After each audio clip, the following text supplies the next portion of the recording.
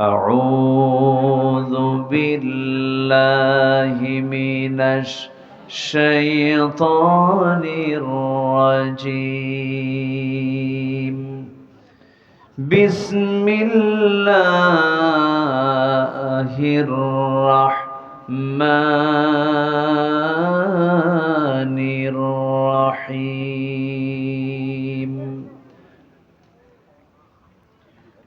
يا أيها الذين آمنوا توبوا إلى الله توبة نصوحا.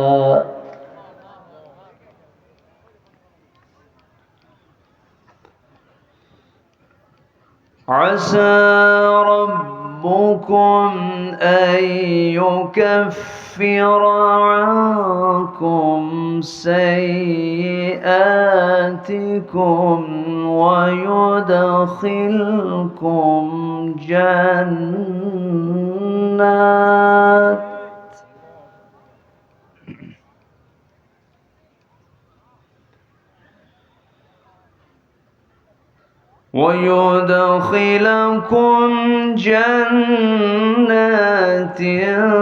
تجري من تحتها الأنهار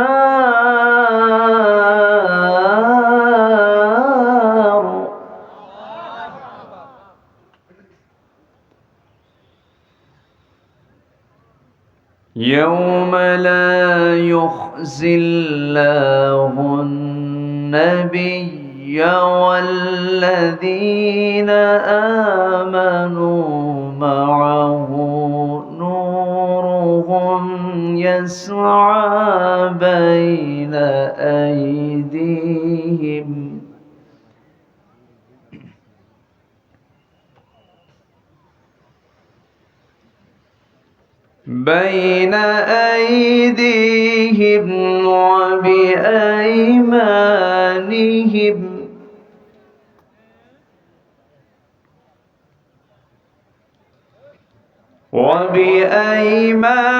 وبأيمانهم يقولون ربنا أتمم لنا نورنا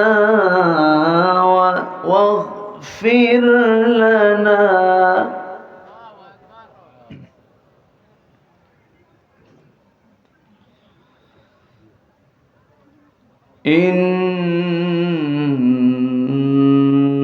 إنك على كل شيء قدير.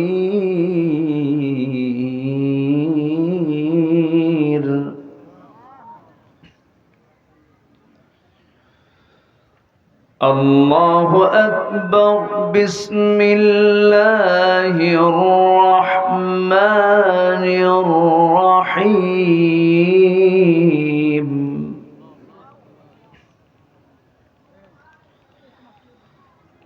إن الله وملائكته يصلون على النبي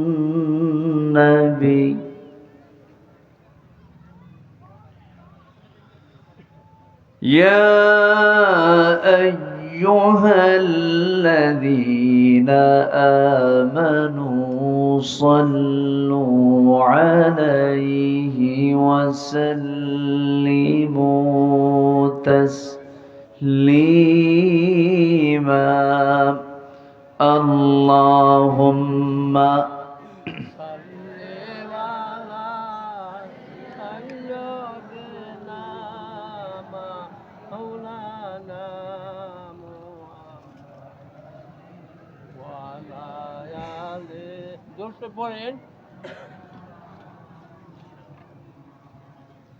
সবাই বলুন বালাগাল উলা বিকামালিহি কাশাফাত তুজা বিজামালিহি حسنت جميع خصاله صلوا سورة يوسف بداري حكمة لقمان ما قارئ قرآن باری یہ ہے دل سادمان ما بلغ العلا كشف التجى بجماله حسنت جميع خصاله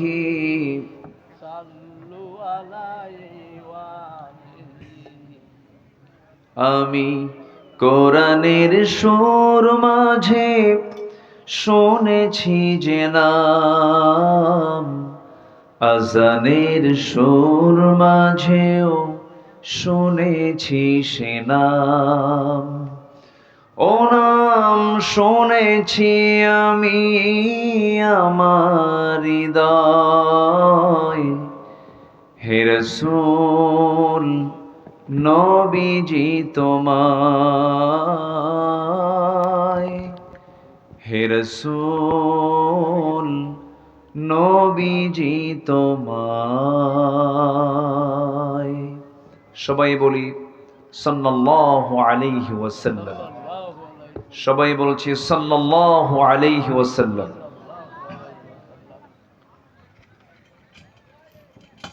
প্রাকৃতিক সৌন্দর্যের অপরূপ লীলাভূমি অঞ্চল রাজশাহী অঞ্চলের নওগাঁ জেলার সদর উপজেলার দক্ষিণ সুলতানপুর মণ্ডলপাড়া জামে মসজিদ দারুস সালাম আরাবিয়া মাদ্রাসা মাহফিল ইন্তেজামে কমিটি কর্তৃক আয়োজিত ১৬তম তাফসীরুল কোরআন মাহফিল ২০২৫ মহত আয়োজনের সম্মানিত সুযোগ্য সভাপতি, বিশিষ্ট ব্যবসায়ী জনাব আলহাজ খলিলুর রহমান, আজকের প্রোগ্রামের বরেণ্য অনারেবল চিফ গেস্ট, প্রধান অতিথি, প্রথিতযশা রাজনীতিবিদ, সমাজসেবক জনাব জাহিদুল ইসলাম ধলু সাহেব, আজকের মাহফিলের বরেণ্য অতিথিবৃন্দ, বিশেষ করে আমার পূর্বে আলোচনা রেখেছেন নন্দিত আলেমী দ্বীন LGD জামে মসজিদ নওগাঁর সম্মানিত খতিব হাফিজুল কোরআন মাওলানা হাবিবুর রহমান যুক্তিবাদী, উপস্থিত হাজারাত উলামায়ে কেরাম, ফদলা ইজম, সুশীল সমাজ, জাতির শ্রেষ্ঠ সন্তান শিক্ষক মণ্ডলী, জাতির বিবেক সাংবাদিকবৃন্দ, সামনে উপস্থিত দূরে কাছের বিভিন্ন স্থান থেকে ছুটে আসা কালিমার ঝান্ডাবাহী, তাওহীদের পতাকাবাহী, দ্বীন ইসলামের নরসারদুল বীর মুজাহিদ, প্রাণ প্রিয় সম্মানিত দ্বীনী ভাইরা, আড়ালে বসে আছেন শ্রদ্ধেয়া সম্মানিতা মা বোনেরা। আলোচনার সূচনায় আনুষ্ঠানিকতার মধ্য দিয়ে আমার পক্ষ থেকে আবারও দিল খোলা সালাম, আসসালামু আলাইকুম ওয়া রাহমাতুল্লাহি ওয়া বারাকাতুহু। সবাই কেমন আছেন বলুন তো? গরম কেমন লাগতেছে?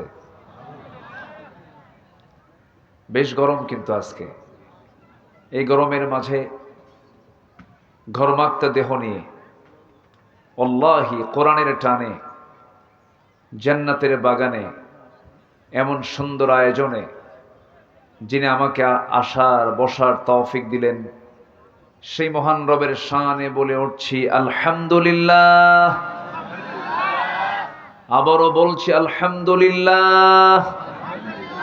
চিৎকার মেরে বলছি আল্লাহুম্মা ইন্নী আসআলুকা আল হুদা ওয়াত তুকা ওয়াল আফাফা ওয়াল গিনা।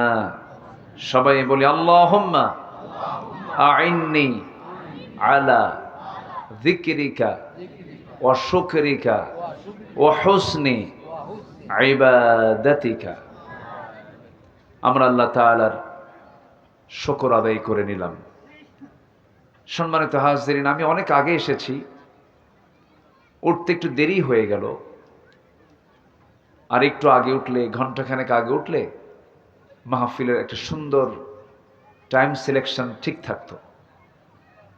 একটু বেশি রাত হয়ে যাচ্ছে, আমি খুব বেশি সময় নেব না, তবে যতক্ষণ থাকবো আমাকে সময় দেওয়া যাবে কি?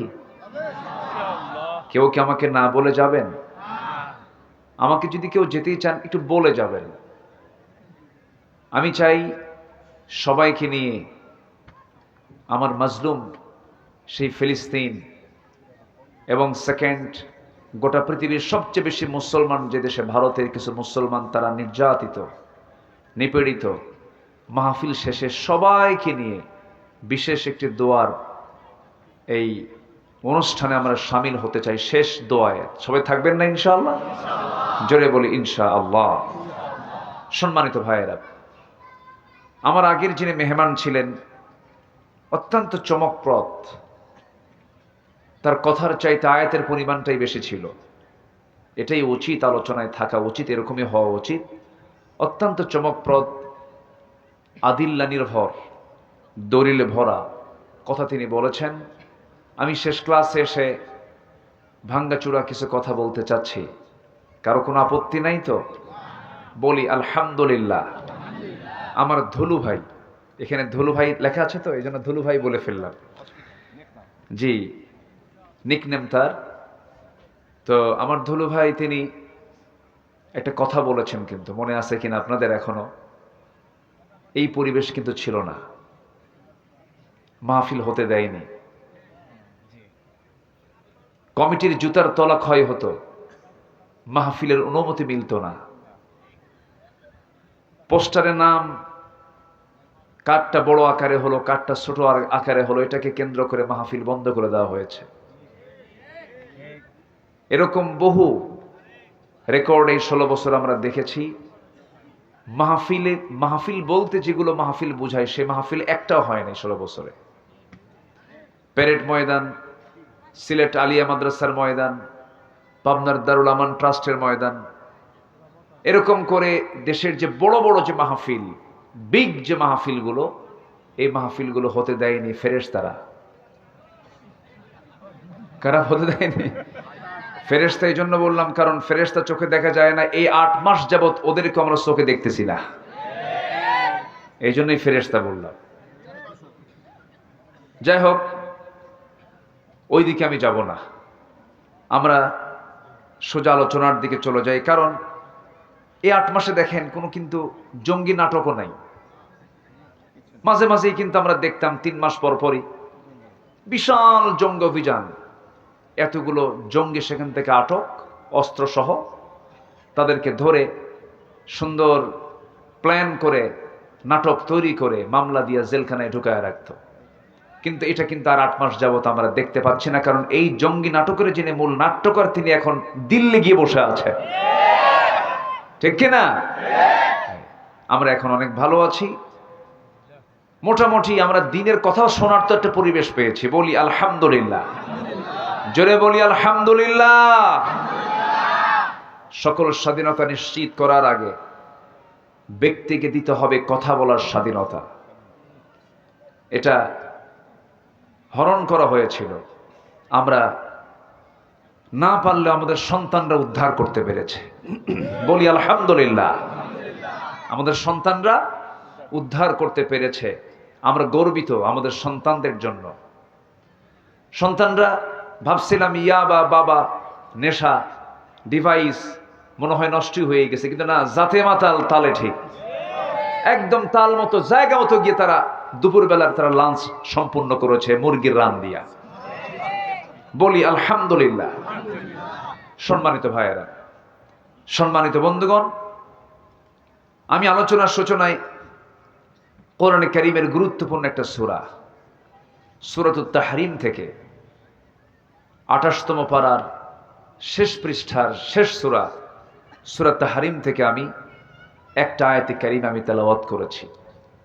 এই আয়াতকে সামনে রেখে বড়জোর তারপরে আর একটা আয়াতকে সংযোজন করে আমি কিছু কথা বলবো।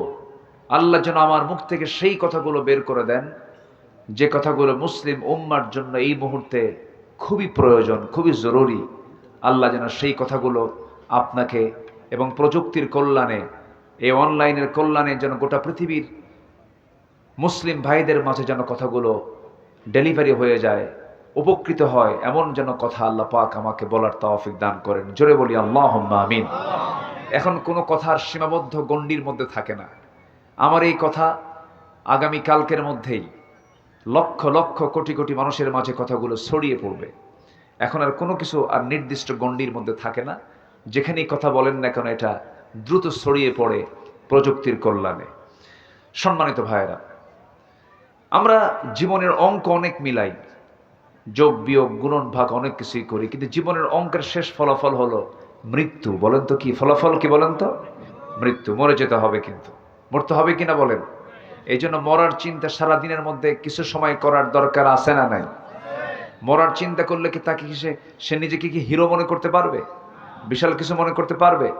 এই জন্য সারাদিনে অন্তত কিছু মৃত্যুর কথা মনে করার দরকার আছে না নাই? আছে। মৃত্যু দিবেন কে? জীবন দিয়েছেন কে? আমরা ফেরত যাব কার কাছে? মুখোমুখি হব কার সামনে? বিচার করবেন কে? তাহলে এই দিনগুলোর সামনে কিন্তু পড়ে আছে। এর জন্য আমার কি প্রিপারেশন, এর জন্য আমার কি প্রস্তুতি, কি করণীয়, কি দরকার, এই বিষয়ে আমি কিছু কথা বলতে চাচ্ছি। ওমা তাওফীকি ইল্লা বিল্লাহ। আমার প্রতি সবচেয়ে বেশি দয়া দরদ যার, তিনি কে বলুন তো? অনেকে চুপ করে আছেন, মনে হয় টেনশনে আছেন। আমার প্রতি সবচেয়ে বেশি দয়া যার, তিনি আমার কে? কিন্তু সেই দয়া যার সবচেয়ে বেশি, তাকে কিন্তু আমি দেখি না। তাকে আমি কি দেখি না। যাকে দেখি ভাবি এই মনে হয় খুব আপন। বউ আমি দেখি বউটা আপন, ভাই আমি দেখি ভাইটাই বুঝে আপন, এরপরে মাকে দেখি মাই বুঝে আমার সবচেয়ে আপন। না, যাকে দেখি না তিনি আমার আপন। তিনি কে? আল্লাহ।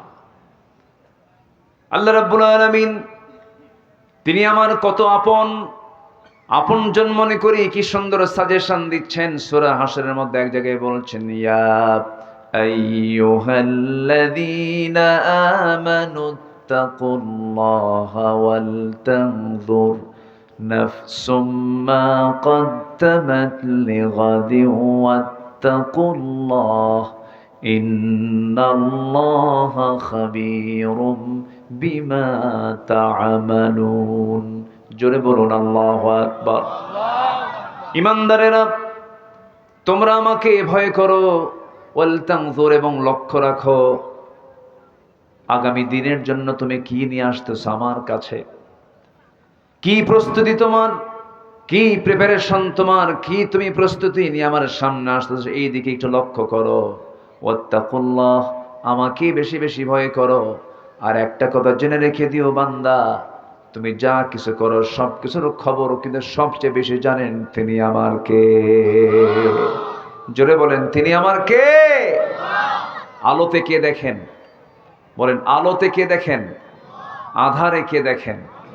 গোপন কে দেখেন? প্রকাশ্য কে দেখেন? সকল কিছুর মালিক কে?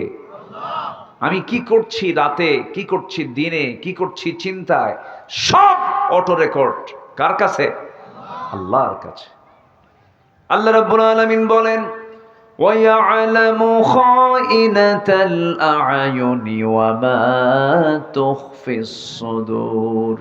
বান্দা, তুমি তোমার অন্তরে কি দানা বেঁধেছ, তোমার চক্ষু কি খেয়ানত করে, কোন দিকে তাকাও, কি করো। যুবক মানুষ, তুমি যুবতীর দিকে তাকায় থাকো, রঙিন চশমার ফাঁক দিয়ে বুঝি কেউ দেখে না, কিন্তু তিনি দেখেন, তিনি আমার কে। সব আল্লাহ দেখেন, সব আল্লাহ অবজার্ভ করেন। সে আল্লাহ তাআলা আমার আপনার বিচার করবেন, তিনি হিসাব নেবেন। কাল কিন্তু তিনটা না, অতীত বর্তমান ভবিষ্যৎ দুনিয়ার হিসাব। কিন্তু কাল মূলত দুইটা, একটা হচ্ছে ইহকাল, বলেন আরেকটা কি? আরো জোরে, পরকাল। কোনটা চিরস্থায়ী বলেন, ইহকাল না পরকাল? পরকালের চিন্তা আমাকে আগে করতে হবে। আমরা কি দুনিয়া সাজাবো না আখিরাত সাজাবো? জোরে বলেন, দুনিয়া সাজাবো না আখিরাত সাজাবো? দুনিয়ার দরকার নেই। আস্তে কয়, অনেকে চুপচাপ। দুনিয়ার দরকার নেই, বিয়ে শাদী করবেন না, বাসর ঘর সাজাবেন না। কি কোন প্রয়োজন আছে কিনা বলেন? এখন বলেন, দুনিয়া সাজাবো না আখিরাত সাজাবো? আবার কয় আখিরাত। দুটাই। হ্যাঁ, মাশাআল্লাহ, খুব সুন্দর উত্তর দিয়েছেন একজন। দুনিয়া না সাজালে আপনি আখিরাত সাজাবেন কেমনে? কিন্তু টার্গেট হবে আখিরাত। এই জন্য একটা দোয়া আল্লাহ রাব্বুল আলামিন আমাকে আপনাকে শিখিয়ে দিয়েছেন। আমার নবী যে দোয়াটা প্রায় প্রায় পড়তেন। যারা পারেন আওয়াজ দিয়ে ঠোঁট মিলিয়ে আমার সঙ্গে আওয়াজ দিয়ে বলুন, রব্বানা আতিনা ফিদ দুনিয়া হাসানাতাও ওয়া ফিল আখিরাতি হাসানাতাও ওয়া কিনা আযাবান নার ওয়াজআলনাল জান্নাতা মাআল আবরার। এখানে কি দুনিয়া বাদ পড়ছে? আজ থেকে দুনিয়া বাদ পড়েছে? আল্লাহ তুমি দুনিয়ার সৌন্দর্য দাও, দুনিয়ার হাসানা দাও, আখিরাতুর হাসানা দিয়ে দাও। দুনিয়াটা সাজিয়ে দাও ইসলাম দিয়ে। আমরা সাজিয়ে নেব দুনিয়াটাকে কি দিয়ে? ইসলাম দিয়ে। ইসলাম ছাড়া যা সাজাবেন সব জাহান্নাম হয়ে যাবে। দুনিয়া সাজাবো আমরা অন ইসলাম দিয়ে না ইসলাম দিয়ে? বলেন, অন ইসলাম না ইসলাম? ইসলাম দিয়ে। কি যাকাতের কাজ করব না সুদের কাজ করব? আমার দেশে কিসের কাজ চলে বেশি বলে? এদেশের কত পার্সেন্ট মানুষ সুদের সঙ্গে জড়িত বলেন? বলেন 1%। বলেন, একটু বলেন। রাগ করতেছেন নাকি? এই মুহূর্তে যদি কেউ ওঠেন ভাববো ওই লোকটাই সুদ খায়। বসে থাকেন, বসেন সবাই, কেউ উঠবেন না। শোনেন, আমাদের দোয়াগুলো যায় কোথায়? আমরা এত দোয়া করি, কান্দি, দোয়া কবুল হয় না কেন? দোয়া কবুলের তো শর্ত আছে ভাই। 1 নম্বর শর্ত হলো সুদ ছাড়তে হবে। এ জাতি কি সুদ ছাড়ছে? বলেন, সুদ ছাড়ছে? এদেশের অর্থনীতি কি সুদবিহীন না সুদ ভিত্তিক? বলেন বলেন, সুদবিহীন না সুদ ভিত্তিক? সুদ ভিত্তিক। সুদের উপরে অর্থনীতি। যাকাত নাই। অথচ যাকাত আল্লাহ তাআলা ফরজ হুকুম দিয়েছেন। যাকাত কয় নাম্বার পিলার বলেন তো ইসলামের? ইসলামের ভিত্তি কয়টা বলেন? কয়টা ভিত্তি বলেন? ইসলামের ভিত হলো 5টা। কালেমা, এরপরে নামাজ, এরপরে কি বলেন?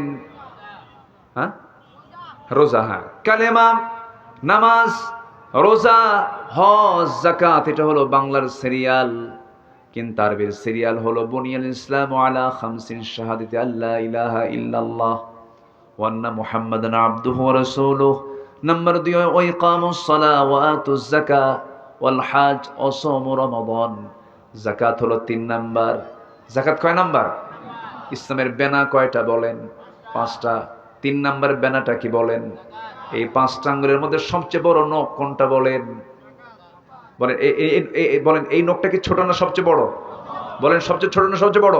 তাহলে এই 5টা আঙ্গুল আল্লাহ পাক বানিয়েছেন, সবচেয়ে বড় বানিয়েছেন।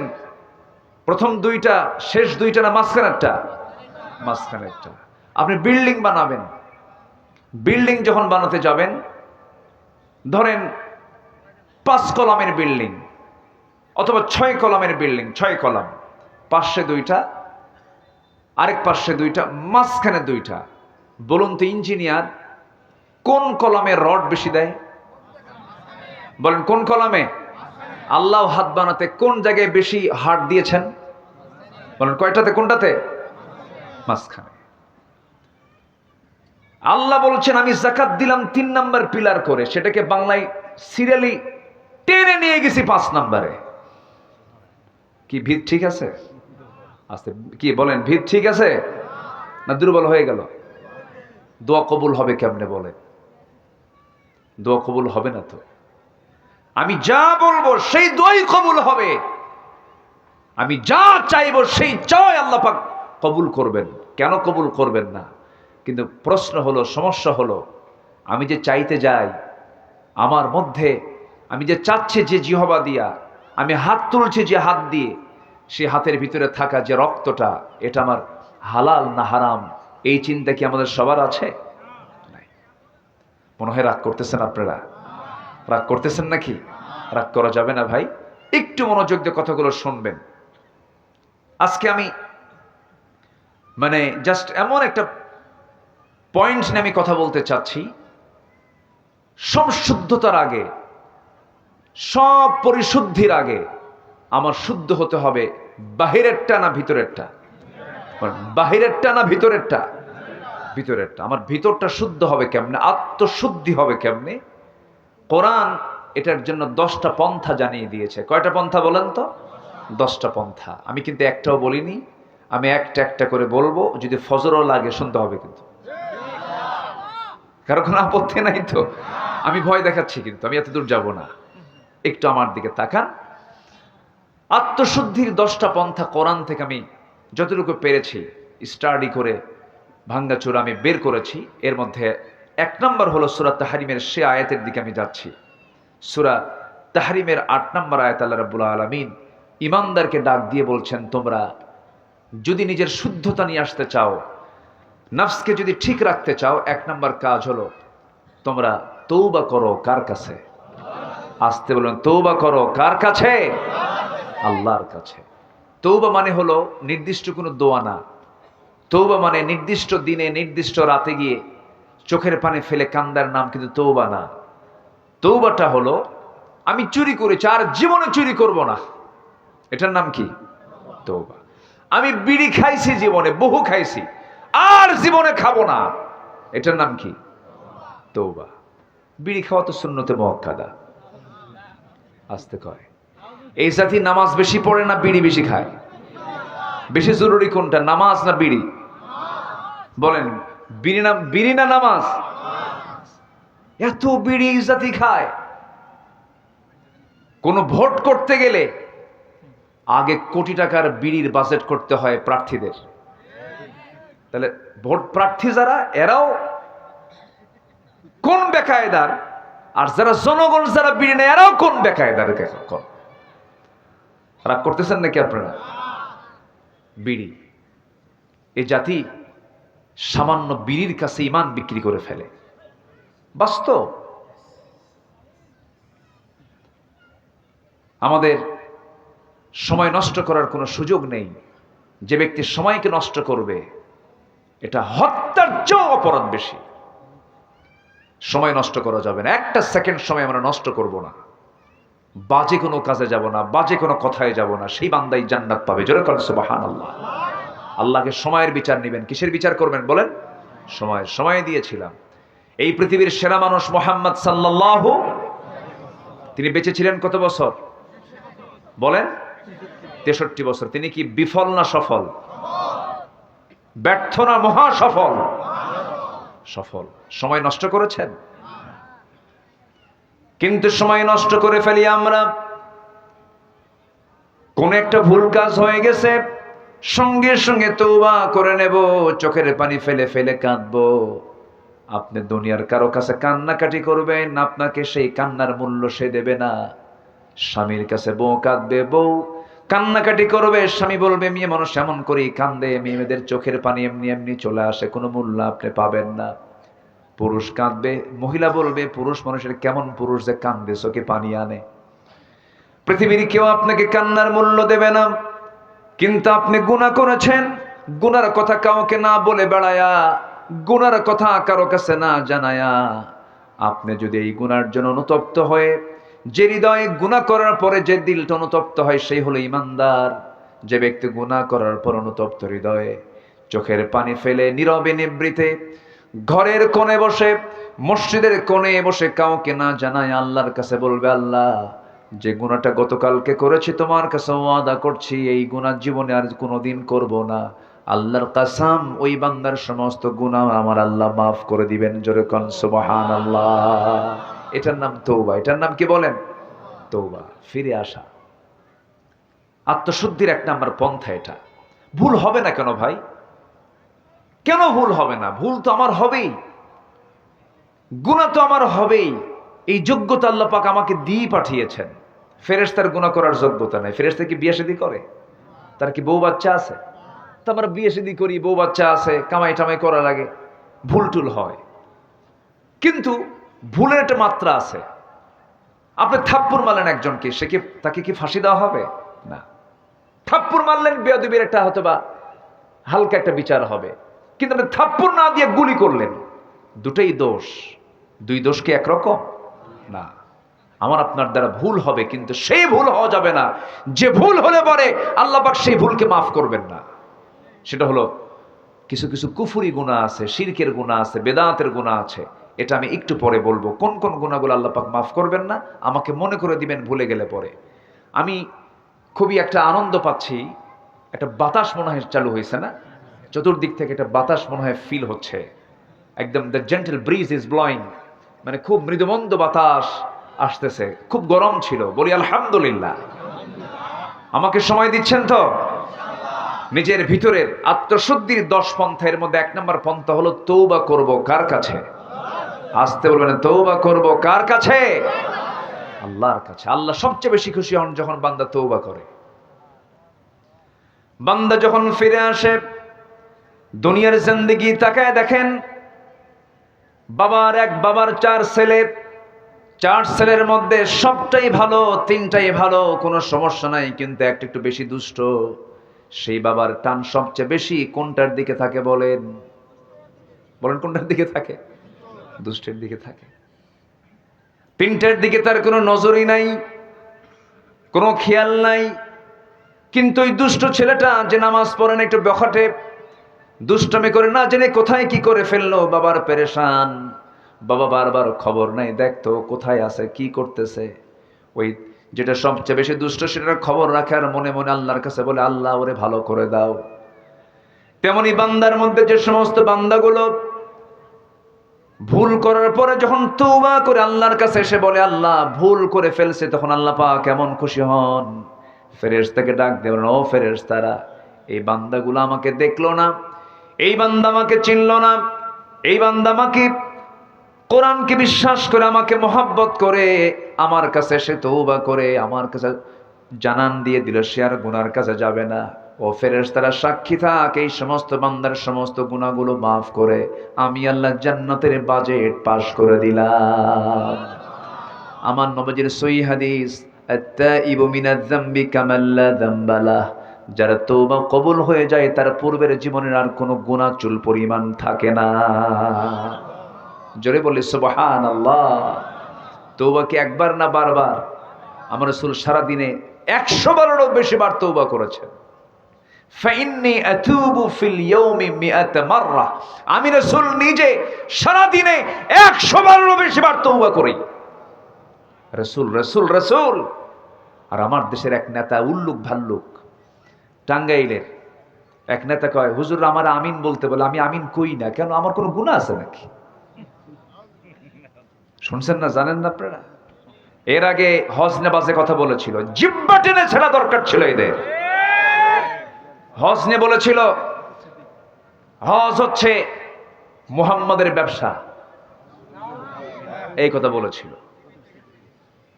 আবার কয়েকদিন আগে বলল, হুজুর আমার আমিন কই, থেকে আমি আমিন কই না কেন, আমার তো কোনো গুনাই না, আমি আমিন কব কেন? এই সমস্ত অসভ্যদের জুতা পেটা করা দরকার। কিছু জানে না, মূর্খ তো, মুখে যা আসে তাই বলে। সেই দিন আর নাই বাংলাদেশে। আল্লাহ রাসূলকে নিয়ে, কোরআনকে নিয়ে, ইসলামকে নিয়ে বাজে কথা বলবে, জিহ্বা টেনে ছিড়বো আমরা। রাজি আছেন কারা কারা? হাত উঁচু করে দেখেন মুসলমান। ইসলামের শত্রুরা হুঁশিয়ার সাবধান, হুঁশিয়ার সাবধান, ইসলামের শত্রুরা। নারে তাকবীর। হাত নামান। রাগ করতেছেন নাকি? তওবা করব কার কাছে? মাফ করবেন কে? কে মাফ করবেন? আল্লাহ যদি মাফ করেন, কারো কাছে কৈফিয়ত লাগবে? আল্লাহ আমাকে মাফ করে দেওয়ার ওয়াদাই করেছেন, তুমি তওবা করো আমি তোমাকে মাফ করে দেব। জোরে বলে সুবহানাল্লাহ। নামাজ না পড়ে তওবা করব? হ্যাঁ, নামাজ না পড়ে এ জাতিতে নামাজই পড়ে না। মাত্র 5% মুসলমান নামাজ পড়ে জানেন। শুক্রবারে জুমার নামাজে মসজিদ ভরা, সেই শুক্রবারের জুমার আগের ফজর নামাজে মুসল্লি নাই। ফজরের দাম নাই তো নাকি? ফজর নামাজ পড়া কি বলেন, আরো জোরে বলেন, কয় রাকাত? জুমার নামাজ পড়া কি কয় রাকাত? ওটা মনে বড়, এটা মনে ছোট নাকি? ফরজ, ফরজি, ফরজ, ফরজ। বরং জুমার নামাজ মুসাফির থাকলে না পড়লেও হয়। জুমার নামাজ বেকায়দায় আছেন মাজলুম, না পড়লেও হবে। জোহর মাফ নাই, ফজর মাফ নাই। সেই ফজরের মুসল্লি, মসজিদ পাকা, মসজিদ এসি, টাইলস লাগানো, মুসল্লি মোটে 3 জন, ইমাম, মুয়াজ্জিন আর খাদেম। ফজরে এই 3টাও থাকতো না যদি তারা চাকরি না করতো। বাস্তব তো, মানুষের ঘুমের স্টাইল হয়ে গেছে ভিন্ন। মানুষ কি সন্ধ্যায় ঘুমায় না শেষ রাতে ঘুমায়? বলেন, সন্ধ্যায় না শেষ রাতে? শেষ রাতে ঘুমায়। সব উল্টা পাল্টা। না, অনিয়ন্ত্রিত জীবন ইসলাম এলাও করে না। আমরা নামাজ পড়বো কয় ওয়াক্ত?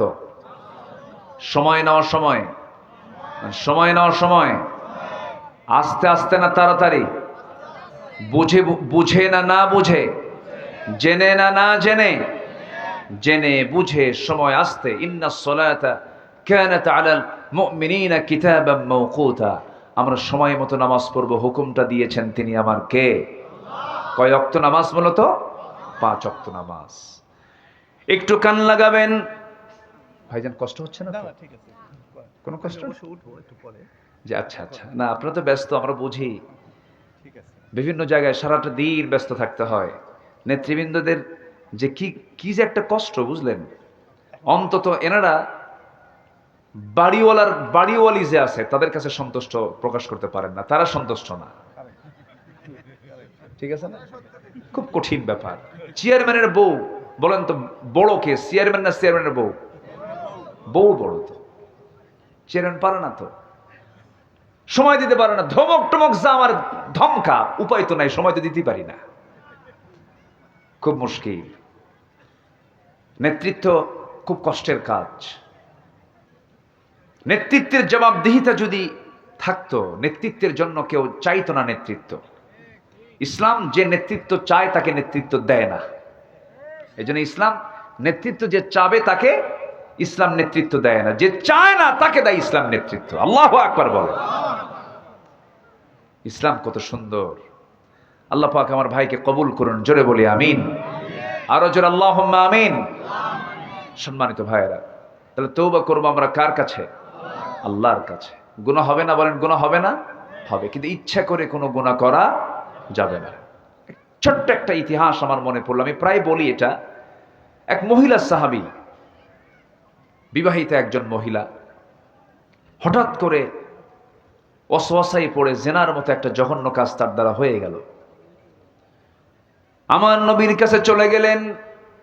নবীর কাছে গিয়ে বললেন, ইয়া রাসূলুল্লাহ, আমি তো জেনা করে ফেলেছি। রাসূল বললেন, না তুমি করো নাই। না আমি হুজুর জেনা করে ফেলেছি। না তুমি করো নাই। না হুজুর আমি জেনা করেছি। না তুমি করো নাই। 3টি বার রাসূল মানা করলেন। 3টে বারে তিনি বললেন, না হুজুর আমি জেনা করে ফেলেছি। হয়তো আপনি আমাকে সাক্ষী না থাকার কারণে আমাকে বাঁচানোর জন্য বারবার চেষ্টা করছেন, কিন্তু আপনি আমাকে দুনিয়াতে বাঁচায় দিতে চান, আর আমি জাহান্নাম থেকে বাঁচতে চাই। হাসরের ময়দানে জিনাকারের কাতারে আমি দাঁড় হব, এটা আমি চাই নাই। মনে করে হুজুর শাস্তি নেবার জন্য আপনার কাছে আসছে, আপনি আমাকে শাস্তি দিয়ে দেন। রাসূল বলেন, মহিলা জিনা যে করেছো, জিনার ফলে তোমার পেটে বাচ্চা আসছে নাকি? হ্যাঁ, বাচ্চা আসছে। কোনো কথা নাই, যাও। সন্তান ডেলিভারি না হওয়া পর্যন্ত কোনো আইন কার্যকর করা যাবে না। মহিলা যাচ্ছেন আর বলছেন, হুজুর বাঁচবো তার গ্যারান্টি? রাসূল বললেন, আমি তোমার জন্য দোয়া করে দিলাম, যাও চলে। মহিলা চলে গেলেন।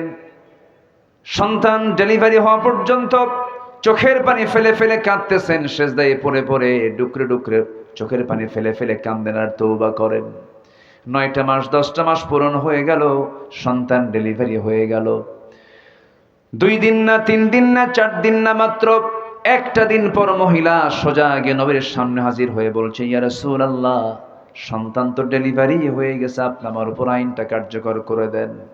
আমার বন্ধুগণ, ওই মহিলা নবীর সামনে বিচার চাইলো, আবার বিচারের যে রায় যে কার্যকর করার জন্য নবীর সামনে আসলো, প্রশাসন লাগলো না, জেলখানাও লাগলো না।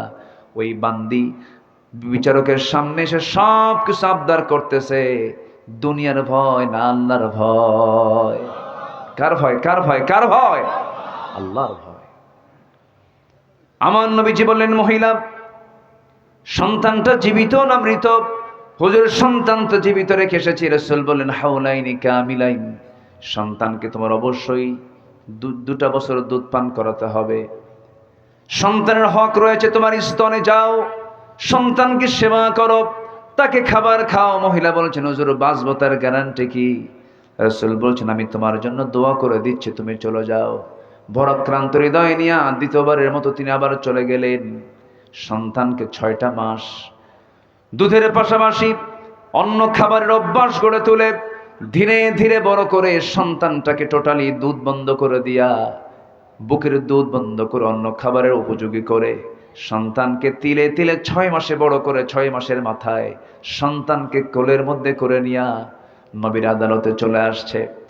রাসূলকে লক্ষ্য করে বলছেন, ইয়া রাসূলুল্লাহ, কি এই যে সন্তান দেখতে পাচ্ছেন, এই সন্তান আমার বুকের দুধ পান করা ছেড়ে দিয়েছে, সন্তানকে আমি অন্য খাবারের অভ্যাস গড়ে তুলেছি।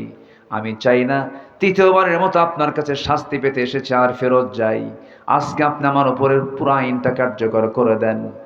আমার নবীজি হাত 2টা আগায় দিলেন, সন্তানটা কোলের মধ্যে তুলে নিয়া সাহাবায়ে কেরামকে বলছেন, সাহাবীরা, এই যে সন্তান দেখতে পেতেছ আমার হাতে, এই সন্তানের লালন পালনের দায়িত্ব যে বান্দা গ্রহণ করবে, ফাহিয়া ফিল জান্নাতি কাহাতাইন, 2 নখের দূরত্বে জান্নাতের মধ্যে আমার সঙ্গে অবস্থান করবে। কয়েকজন সাহাবী দৌড় মেরে এসে সন্তানকে কোলের মধ্যে করে নিয়ে চলে গেল। আমার নবীজি বললেন, যাও, এই মহিলাকে নিয়ে যাও, উন্মুক্ত মরু প্রান্তরে বুক পর্যন্ত পুঁতে রেখে ফারজুমুহুমা নাকালাম মিনাল্লাহ, পাথর মেরে শেষ করে দাও। ইসলামী জানার শাস্তি আড়ালে না প্রকাশ্যে? বলেন আড়ালে না প্রকাশ্যে? প্রকাশ্যে। ধরেন নওগাঁর জন্য নওজোয়ান মাঠ, বগুড়ার 7 মাথা, রাজশাহী রংপুরের মডার্ন মোড়, ঢাকার জিপিও পল্টনের মোড়, গুলিস্তানের মোড়, এরকম করে করে যদি যারা জেনাকার, যারা ধর্ষক, এমন জাতীয় অপরাধী যারা আল্লাহর এই নির্দিষ্ট ফর্মুলা যদি ফলো করে যদি 2-1টা আইন যদি কার্যকর করা হয়, এমন দৃশ্য যদি যুবকদের চোখে ধরা পড়ে যে আল্লাহর কাসাম, পরের দিন থেকে সমস্ত জেনা ধর্ষণ বন্ধ হয়ে যাবে। আসতে কোন কেন? আল্লাহই জানেন কোন আইনে কোন পন্থায় বান্দার কল্যাণ সবচেয়ে বেশি জানেন। তিনি কে? সূর্য বানিয়েছেন কে? সূর্যের উপকারিতা, সূর্যের যে কল্যাণ আমরা পাই, এটা সম্পূর্ণ অবদান কার? আল্লাহ। যে আল্লাহ সূর্য দিয়েছেন, সে আল্লাহ আইনগুলো দিয়েছেন। সে আইনের বিরুদ্ধে কথা বলার কিছু দুঃসাহস আমার দেশের কিছু কুলাঙ্গারদের মাঝে মাঝে লক্ষ্য করা যায়। বলে ফেলে এগুলো মধ্যযুগ আইন, এগুলো আইন চলতে পারে না, এগুলো বেহুদা কথা, বাজে কথা, ইমান বিরোধী কথা, ইমান বিধ্বংসী কথা। কোরআন ছিল, আছে, থাকবে। সম্মানিত ভাইরা, কোরআনের ভিতরে যে উত্তরাধিকার আইন যে আছে, বাপ মারা গেলে, মা মারা গেলে সন্তানরা যে সম্পদগুলো পায়, তার আত্মীয় স্বজনরা সম্পদগুলো পায়, মিরাস, অংশ বন্টন, গোটা পৃথিবীর কোন আইনে এমন মজবুত আইন নাই, কোথাও পাবেন না। আমেরিকাতে একটা আইন পাশ হলো, একটা ফ্যামিলির সবচেয়ে বড় দায়িত্বশীল তারা মনে করলো বড় ভাই, বাবার বড় সন্তান সবচেয়ে বেশি কষ্ট করে। ওরা বলল যে সব ভাই বোনের চাইতে বড় ভাইয়ের সম্পদের পরিমাণটা একটু বেশি হতে হবে। তারা আইনটা পাশ করলো এর উপরে ভিত্তি করে। পরের 10 বছর দেখা গেল ম্যাক্সিমাম ফ্যামিলিতে বড় ভাই মার্ডার। বড় ভাই কি? মার্ডার। পৃথিবীর মানুষের তৈরি করা আইন দিয়ে কোনোদিন শান্তি আসতে পারে না। শান্তি আসবে একমাত্র কার আইন দিয়া? আসতে বলবেন না, কার আইন দিয়া? আল্লাহর আইন দিয়ে। আমার নবীজি সাহাবীকে অর্ডার দিয়ে দিলেন, চলে গেল। মহিলাকে কাপড় চোপড় পরাইয়া দিয়া, সতর ঢেকে দিয়া, বুক পর্যন্ত পুঁতে রেখে পাথর যখন মারা হলো, এমন সময় সাইয়েদনা আলী ওই মহিলাকে পাথর মারছিলেন। মহিলার শরীর থেকে ছিটকে এসে কিছু রক্ত তার হাতে লাগলো। ছিটকে এসে রক্ত লাগার সঙ্গে সঙ্গে নাসিকা কুঞ্চিত করলেন, নাক শিকায় তুললেন, মনে মনে চিন্তা করলেন, আহারে জেনাকারিনীর নাপাক রক্ত আমার গায়ে এসে লাগলো। ঠিক একই কথা নবীর সামনে যখন পুনরাবৃত্তি করলেন, রাসূল বলছেন, ও আলী, তুমি কার রক্তকে নাপাক রক্ত বলো? তুমি কে জানো? ওই সাহাবীর রক্ত দুনিয়াতে স্পর্শ করার পূর্বে আল্লাহ পাক তাকে জান্নাতের মেহমান বানায়া নিয়েছেন। ও আমার আলী, বেশি কিছু বলতে যেও না, যা বলেছ বলেছ। জানাজার আয়োজন করো। ওই মহিলার জানাজার দায়িত্ব আমি কাউকে দেব না, আমি রাসূল নিজে তার জানাজার দায়িত্ব গ্রহণ করলাম। জানাজার সময় চলে এলো, রাসূল জানাজা পড়ায়া দিলেন।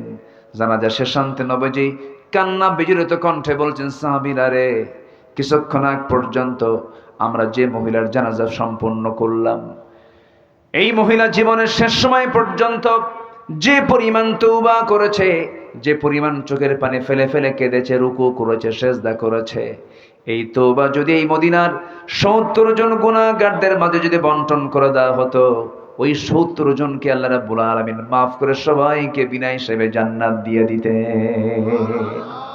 এই মহিলা রেহাই পেয়েছেন তওবার মধ্য দিয়া। আমরা তওবা করব কার কাছে? আসতে বলবেন না, কার কাছে? আল্লাহর কাছে।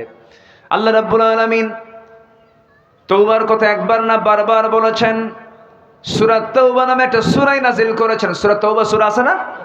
আল্লাহ রাব্বুল আলামিন বলেন, আত-তাইবুনাল আবিদুনাল হামিদুনাস সাইহুনার রাকিউনাস সাজিদুনাল আমিরুনা বিল মা'রুফ ওয়ান্নাহুনা আনিল মুনকার والحافظون لحدود الله وبشر المؤمنين। জোরে বলুন আল্লাহু আকবার।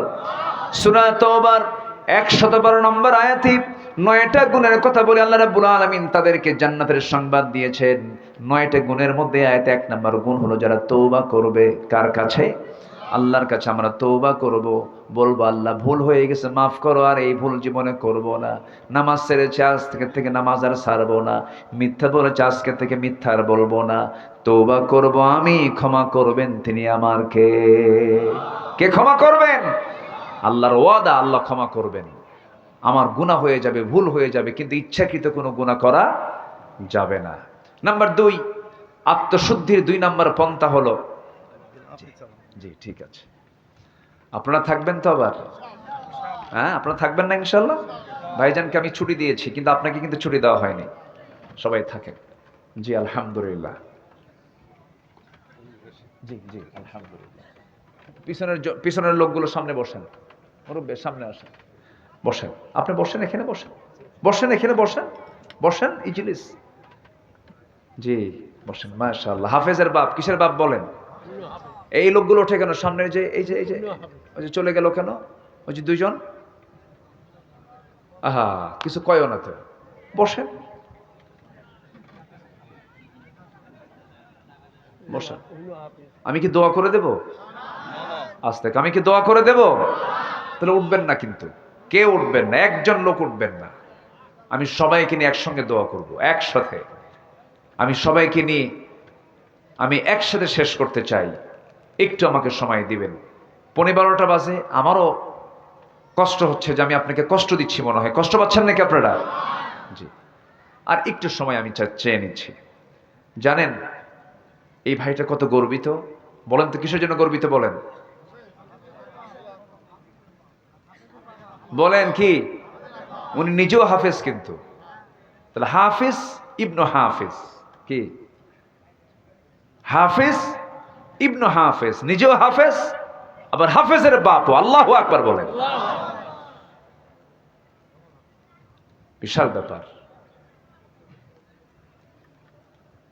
গোটা পৃথিবী আপনার হাতে দিলে, আমি আমার ছোট্ট একটা আল্লাহ তাআলা সন্তান দিয়েছেন, ছেলে দিয়েছেন। যেদিন সে এরকম খতমের অনুষ্ঠান হয়, দস্তরবন্দির অনুষ্ঠান হয়, আমি তার ওস্তাদকে শুধু বললাম, গোটা পৃথিবী আমার হাতে তুলে দিলে আমি যে আনন্দ পেতাম, তার চাইতে বেশি আনন্দ পাচ্ছে আমার সন্তান আজকে হাফেজ হয়েছে। কি নেবেন আপনি দুনিয়াতে, কি পাবেন আপনি বলেন? আপনি হাফেজের বাপ, এর চাইতে বড় তৃপ্তি আর কি আছে? আল্লাহ নিজে হাফেজ, ওয়া ইন্না লাহু লাহাফিজুন। আল্লাহ নিজে হাফেজ, বান্দাও হাফেজ। সিবগাতাল্লাহ ওয়া মান আহসানু মিনাল্লাহি সিবগা। যার সিনায় কোরআন থাকে সে কেমনে জাহান্নামে যাবে বলেন? সে কেমনে জাহান্নামে যাবে? সম্মানিত ভাইয়েরা, চোখ বন্ধ করে সন্তানকে মাদ্রাসায় দিবেন, চোখ বন্ধ করে হাফেজ বানাবেন। আমি ওয়াদা করে যাচ্ছি, আপনাকে বলে গেলাম, যে সন্তান তার সিনার মধ্যে 30 পারা কোরআন তুলতে পারে, আল্লাহর কসম পৃথিবীর সকল জ্ঞান সে তার সিনার মধ্যে তুলতে পারবে।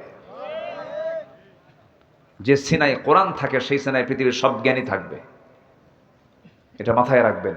যারা হাফেজ হয় তারা প্রচন্ড মেধাবী হয়, তাদের স্মৃতিশক্তি খুব প্রখর হয়, আর স্মৃতিশক্তির প্রখরতার জন্য কোরআনের হিফজ দরকার। আলহামদুলিল্লাহ। সম্মানিত ভাইয়েরা, এই কথাগুলো বলে ফেললাম ভাইকে দেখে। এখন আমার দিকে তাকান। নিজের নফসের শুদ্ধতার জন্য কয়টা পন্থার কথা বলেছি বলেন তো আপনারা? বলেন কয়টা? চলতেছে কয় নাম্বার? আরো আছে কয়টা? 9টা। নাম্বার 2 আসেন। একটু মনোযোগ দিয়ে কথাগুলো শুনবেন, মুখস্থ করে নেবেন, কোট করে নেবেন, হৃদয়ে গেঁথে নেবেন, কাজে লাগবে। এগুলো আমার পরামর্শ নয়, এগুলো পরামর্শ সরাসরি আমার আল্লাহ তাআলার। জোরে বলি সুবহানাল্লাহ। নাম্বার 2 হলো ওই বান্দা সফল, আত্মশুদ্ধির সফল পন্থা 10টা পন্থার মধ্যে নাম্বার 2 পন্থা হলো সালাতের প্রতি যারা যত্নশীল হবে, নামাজের প্রতি যারা যত্নশীল হবে, এটা হচ্ছে সফলতার আত্মশুদ্ধির 2 নাম্বার পন্থা। সালাতের প্রতি যত্নবান হওয়া, সব কাজ যে যেখানেই থাকুক না কেন, আজান যখন হয়ে যাবে কাজ আগে না নামাজ আগে? বলেন বলেন, নামাজ আগে না কাজ আগে? নামাজ আগে। লাগবে না, দিয়েন না। নামাজটা আগে দরকার। কাজের অধীনে নামাজ নয়, নামাজের অধীনে কাজ। ভাই আমি এই কাজটা করে নামাজ পড়বো না, না আমি নামাজটা পড়ে এই কাজটা করব, এই কাজের মধ্যে টোটালি 100% বরকত দিয়ে দিবেন তিনি আমার কে? যেই গার্মেন্টসের মালিক, যে কারখানার মালিক তার কর্মচারীকে নামাজের জন্য ধমকায়, নামাজের সময় তাকে ফাঁকিবাজি বলে তার নামাজ পড়তে যারা বাধা দিয়ে দেয়, এই শিল্প তাকে জাহান্নামে নিয়ে যাবে। কারণ সকল কাজের আগে কার হক আদায় করা? বলেন আল্লাহর হক আদায়। নামাজটা কার হক? আসতে বলবেন না, নামাজটা কার হক? আল্লাহ রাব্বুল আলামিন সুন্দর করে বলছেন, قد أفلح من تزكى وذكر اسم ربه فصلى بل تؤثرون الحياة الدنيا والآخرة خير وأبقى إن هذا لفي الصحف الأولى صحف إبراهيم وموسى। জোরে বলুন আল্লাহু আকবার। কোন বান্দা সফল? মান তাযাক্কা, যে ব্যক্তি আত্মশুদ্ধি করতে পেরেছে। কি দিয়া? আল্লাহ বলছেন ওয়াযাকারা ইসমা রাব্বিহি ফাসাল্লা, যে ব্যক্তি আল্লাহর নামের জিকির করতে পেরেছে এবং নামাজটা আদায় করতে পেরেছে। আল্লাহর নাম আছে না নাই বলেন? আল্লাহর নামের জিকির করতে বলছেন তিনি কে? আসতে বলবেন না, তিনি কে? বলুন সুবহানাল্লাহ। জোরে জোরে জোরে সুবহানাল্লাহ। আরো জোরে আলহামদুলিল্লাহ। লা ইলাহা ইল্লাল্লাহু আল্লাহু আকবার। আরো জোরে আল্লাহু আকবার। এই 4টা শব্দ হলো সবচেয়ে বড় জিকিরের শব্দ। সুবহানাল্লাহ, আলহামদুলিল্লাহ, লা ইলাহা ইল্লাল্লাহ, আল্লাহু আকবার। এই 4টা জিকিরের পরিভাষা শিখিয়েছেন মুহাম্মদ সাল্লাল্লাহু আলাইহি ওয়াসাল্লাম। নামাজ পড়তে রাজি আছেন তো সবাই? কয় ওয়াক্ত নামাজ? আরো জোরে, আরো জোরে। আমার নবী যে সবচেয়ে রাগ করতেন কি না আদায় করলে বলেন? এবং আল্লাহ সবচেয়ে বেশি রাগ করেন কোন কাজ না করলে? নামাজ না পড়লে। এবং যদি প্রশ্ন করেন হুজুর আপনি কোরআন কি সামনে রেখে বলুন কোন অপরাধের শাস্তি সবচাইতে বেশি, কোরআন কি বলে দিয়েছে? আপনি যদি প্রশ্ন করেন কোরআন বলো তো কোন কাজটার শাস্তি সবচাইতে বেশি বলে দিয়েছে কোরআন, কোরআন সুন্দর করে জানিয়ে দিচ্ছে, বান্দাকে সতর্ক করার জন্য জানিয়ে দিচ্ছে, ফাখালাফা মিন বা'দিহিম খালফুন আদাউস সালাতা ওয়াত্তাবাউশ শাহাওয়াত ফাসাউফা ইয়ালকাউনা গায়্যা। জোরে বলুন আল্লাহু আকবার। মা সালাকাকুম ফি সাকার ক্বালু লাম নাকু মিনাল মুসাল্লিন ওয়া লাম নাকু নুতঈমুল মিসকিন ওয়া কুন্না নাখুযু মা'আল খায়িদিন ওয়া কুন্না নুকাযযিবু বিয়াউমিদ্দিন হাত্তা আতানাল ইয়াকিন। জোরে বলুন আল্লাহু আকবার। কোরআন তুমি বলে দাও সবচেয়ে কঠিন শাস্তি কোন অপরাধের? কোরআন বলে দিচ্ছে যে ব্যক্তি নামাজকে নষ্ট করবে, নফসের দাসত্ব করবে, মন যা চাই তাই করবে, মন চায় মানুষের বাড়িতে আগুন ধরায়া দেই, মন চায় মানুষের জমি দখল করি, মানুষের পুকুর দখল করি, মন চায় ওই লোকটার বিরুদ্ধে মামলা দিয়ে তাকে জেল খাটাই, ওর বিরুদ্ধে তোকমা লাগায়া দেই, এরকম ধরনের লোক বুঝি নওগাঁতে নাই? আসতে বলবেন না, আছে না নাই? আল্লাহ পাক বলছেন যারা নফসের তাবেদারি করবে আর নামাজকে যারা নষ্ট করবে আমি আল্লাহ শুধু জাহান্নাম দেব না, জাহান্নামের গাই নামক গর্তের মধ্যে, গাই ফাসাউফা ইয়ালকাউনা গায়্যা, গাই এমন একটা গর্তের নাম যে গর্তের নাম শুনলে জাহান্নাম পর্যন্ত সেই গাই গর্তকে ভয় পায়। সেই গর্তের মধ্যে আল্লাহ পাক ঢুকাবেন নামাজ না পড়লে। সবাই কি নামাজ পড়তে রাজি আছেন? ইনশাআল্লাহ। একটা বিষয়, যেই হাত তোলেন দেখি, জোরে বলি ইয়া আল্লাহ, আরো জোরে ইয়া আল্লাহ। আমাদেরকে 5 ওয়াক্ত সালাত আদায় করার তৌফিক তুমি আল্লাহ দিয়া দাও। জোরে বলি আমিন, আরো জোরে আমিন। হাত নামা। যে নেতা নামাজ না পড়বে ওই নেতার নেতৃত্ব মানা যাবে না। যে দলে নামাজ নাই সেই দলের নেতৃত্ব মানার কোনো দরকার। যে জনসভায় গেলে পরে ফজর, যে জনসভায় গেলে পরে জোহর কাজা হয়, আসর কাজা হয়, মাগরিব কাজা হয়, যে দলের দলীয় জনসভায় নামাজের কার্যসূচি নাই সেই দল করা হারাম, সেই নেতৃত্ব মানা যাবে না মুসলমানের। ঠিক কিনা? মানা যাবে না, মানবো না। নেতা মানতে গিয়ে আমাদেরকে হিসাব করে মানতে হবে, কারণ হাসরের দিন আল্লাহ তাআলা ব্যক্তি একজনকে তুলবেন না, ব্যক্তিকে তার নেতা সহ তুলবেন। ইয়াওমা নাদউ কুল্লা উনাসিম বিইমামিহিম, কিয়ামতের দিন আমি আল্লাহ প্রত্যেক ব্যক্তিকে তার নেতা সহ ডাকবো। যদি আপনার নেতা যদি গাঁজা খায়, গাঁজাখোরের সঙ্গে উঠতে হবে। যদি চান্দাবাজ হয়, চান্দাবাজ নেতার সঙ্গে আপনাকে উঠতে হবে। তাহলে বলেন নেতা নির্বাচন করতে গেলে আমাদের চিন্তা করার দরকার আছে না নাই? নেতা খারাপ হলে আমার জন্য হাসরের দিন বিপদ না নিরাপদ? বলেন বিপদ না নিরাপদ? মহা বিপদ হয়ে যাবে। আমরা এগুলোকে খেয়াল করার চেষ্টা করব। জোরে বলি ইনশাআল্লাহ, আরো জোরে বলি ইনশাআল্লাহ। সম্মানিত ভাইয়েরা, সম্মানিত বন্ধুগণ, নামাজের ব্যাপারে আমরা যত্নশীল হব। আমার নবীজির লাস্ট মেসেজ, পৃথিবী থেকে যখন তিনি বিদায় নেন, বিদায় লগ্নে কিন্তু মানুষ পরিবারের কথা বলে, নিজের কথা বলে, সন্তানদের কথা বলে। আমার নবীজি বিদায়ের শেষ ভাষণ, বিদায়ের যে শেষ সেন্টেন্স, শেষ যে কথা, তা কি ছিল বলেন?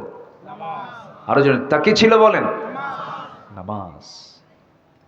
বউ যদি নামাজ না পড়ে কি করবেন বলেন? বুঝাও কাম হয় না, কি করবেন? দেখছেন একজনকে পিটাতে হবে না কি জানি কইল। এত অ্যাকশনে গেলে কি কাম হয়? হ্যাঁ, ওয়াহজুরুহুন্না ফিল মাদাজি'i, কত কথা আসছে, কত সিস্টেম আসছে, কত পদ্ধতি আসছে। কয় হুজুর নামাজ না পড়লে পিটাবো, এটা উত্তর হলো বলেন তো? বউ কি পিটানোর জিনিস না আদরের জিনিস বলেন? এই আসতে কন কেন? বউ কি পিটানোর জিনিস না মোহাব্বতের জিনিস? একটু জোরে কোন মায়েরা শুনুন। কি পিটানোর না মহব্বতের? দেখেন বাচ্চারাও কয় মহব্বতের। তুমি আমার মহব্বতের বুঝবা কি?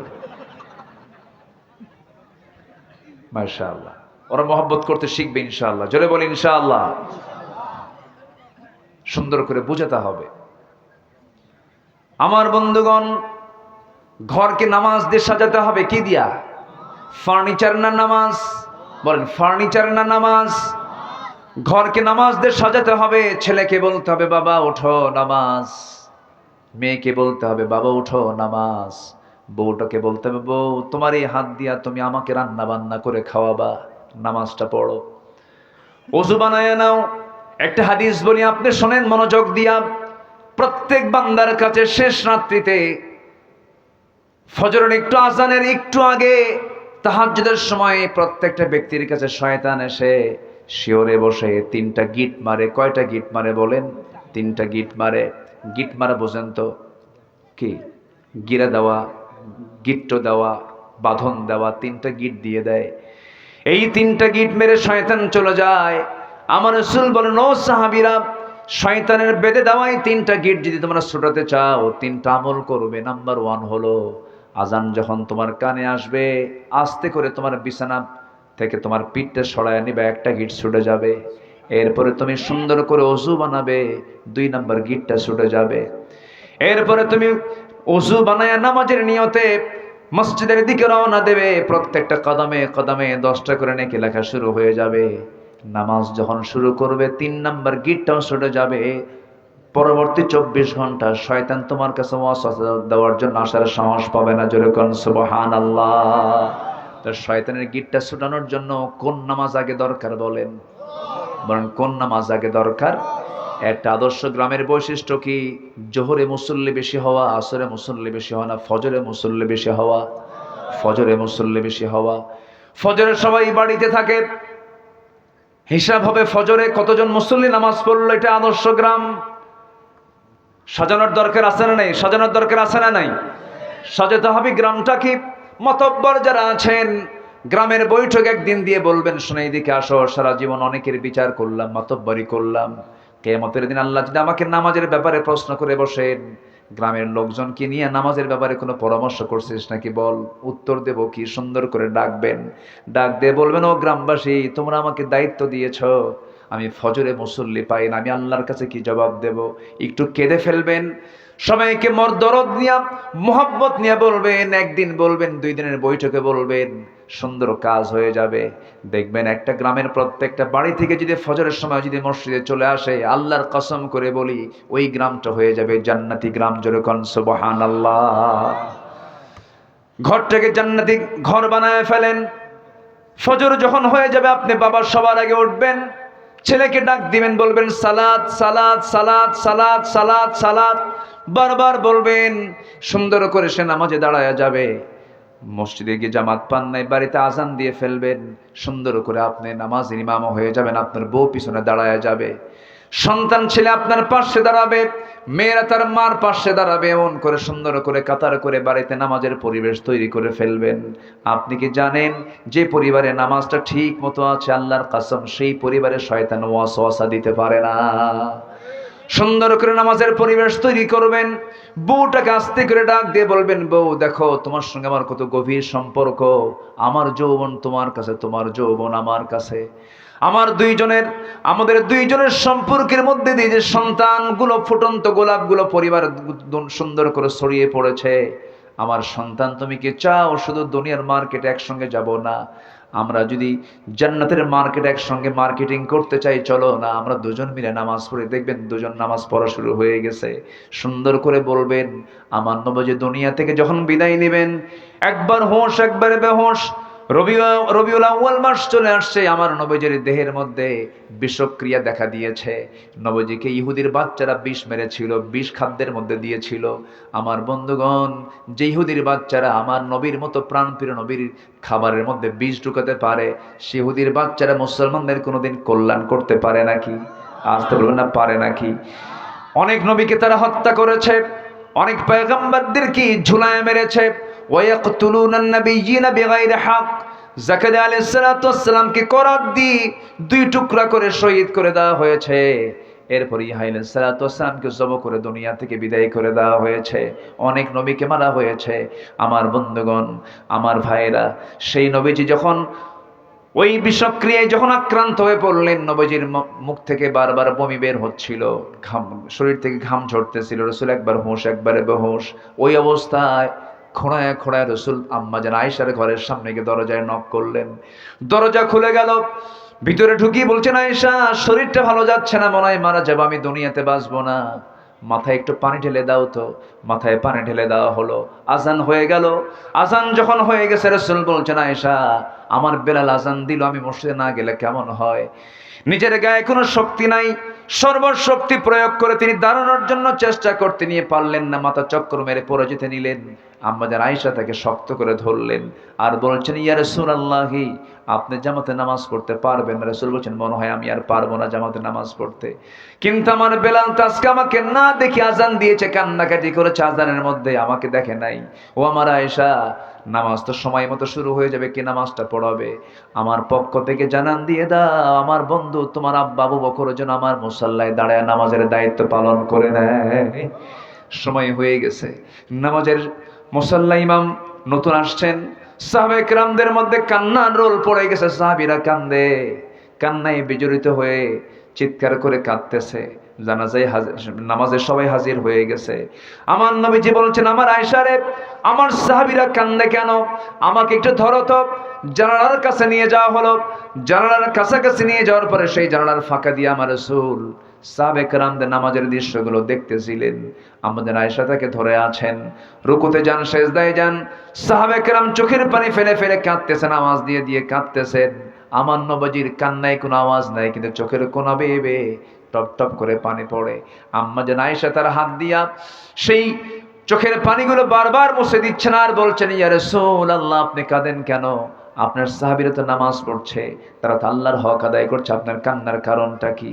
রাসূল বলছেন, আয়েশা রে, আমার যে চোখের পানি দেখতেছ, আল্লাহর কসম করে বলি, এই চোখের পানি আমার দুঃখের নয়, এই চোখের পানি আমার চরম আনন্দের পানি। তুমি কি জানো, এই নামাজ আজকে রাষ্ট্রীয় পর্যায়ে কায়েম হয়ে গেছে।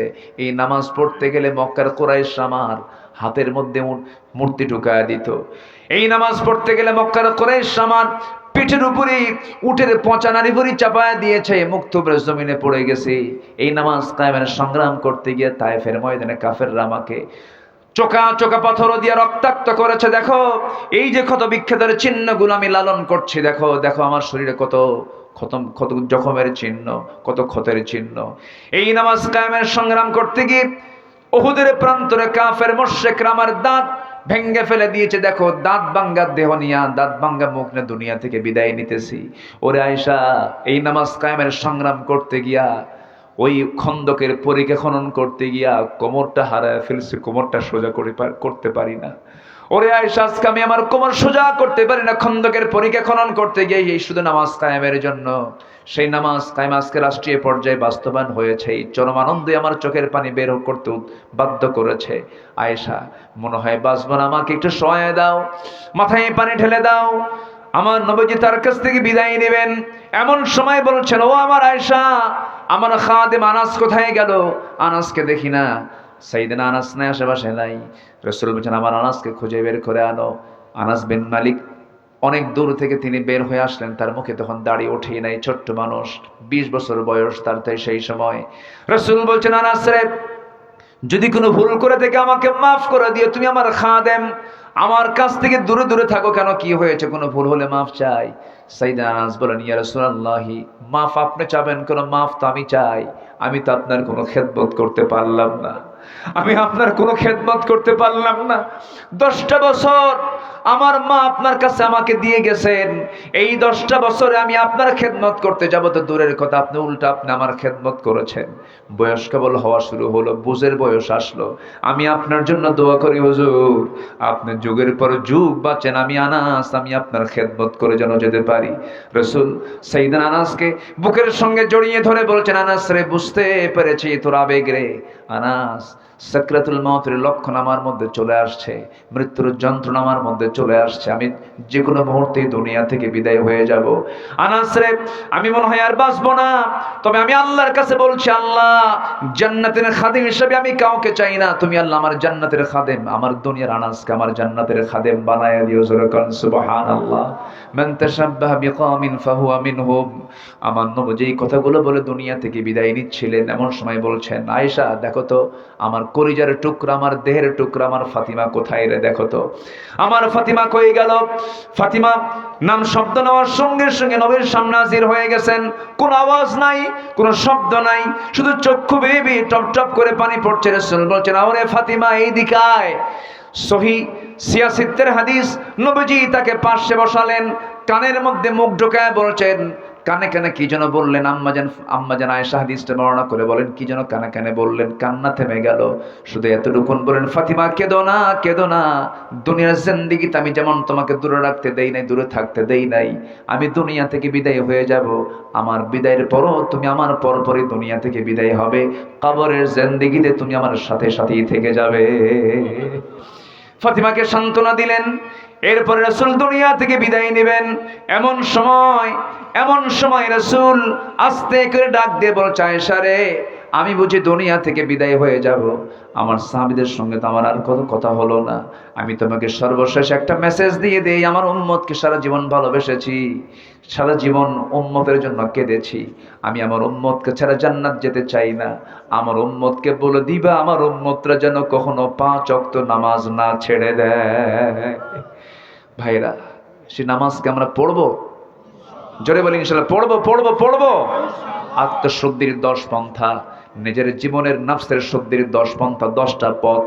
এর মধ্যে 1 নাম্বার হলো তওবা করা, নাম্বার 2 হলো সুন্দর করে নামাজটা পড়া, নামাজটা আমরা পড়বো, জোরে বলি ইনশাআল্লাহ। নাম্বার 3 হলো সিয়াম সাধনা। সিয়াম সাধনার মাস তোমরা পাড়ি দিলাম, কিন্তু না, প্রত্যেক মাসে রোজা আছে না নাই? আসতে বলবেন না, আছে না নাই? যদিও নফল রোজা, কিন্তু আমার রাসূল কখনো নফল রোজা বাদ দেন নাই।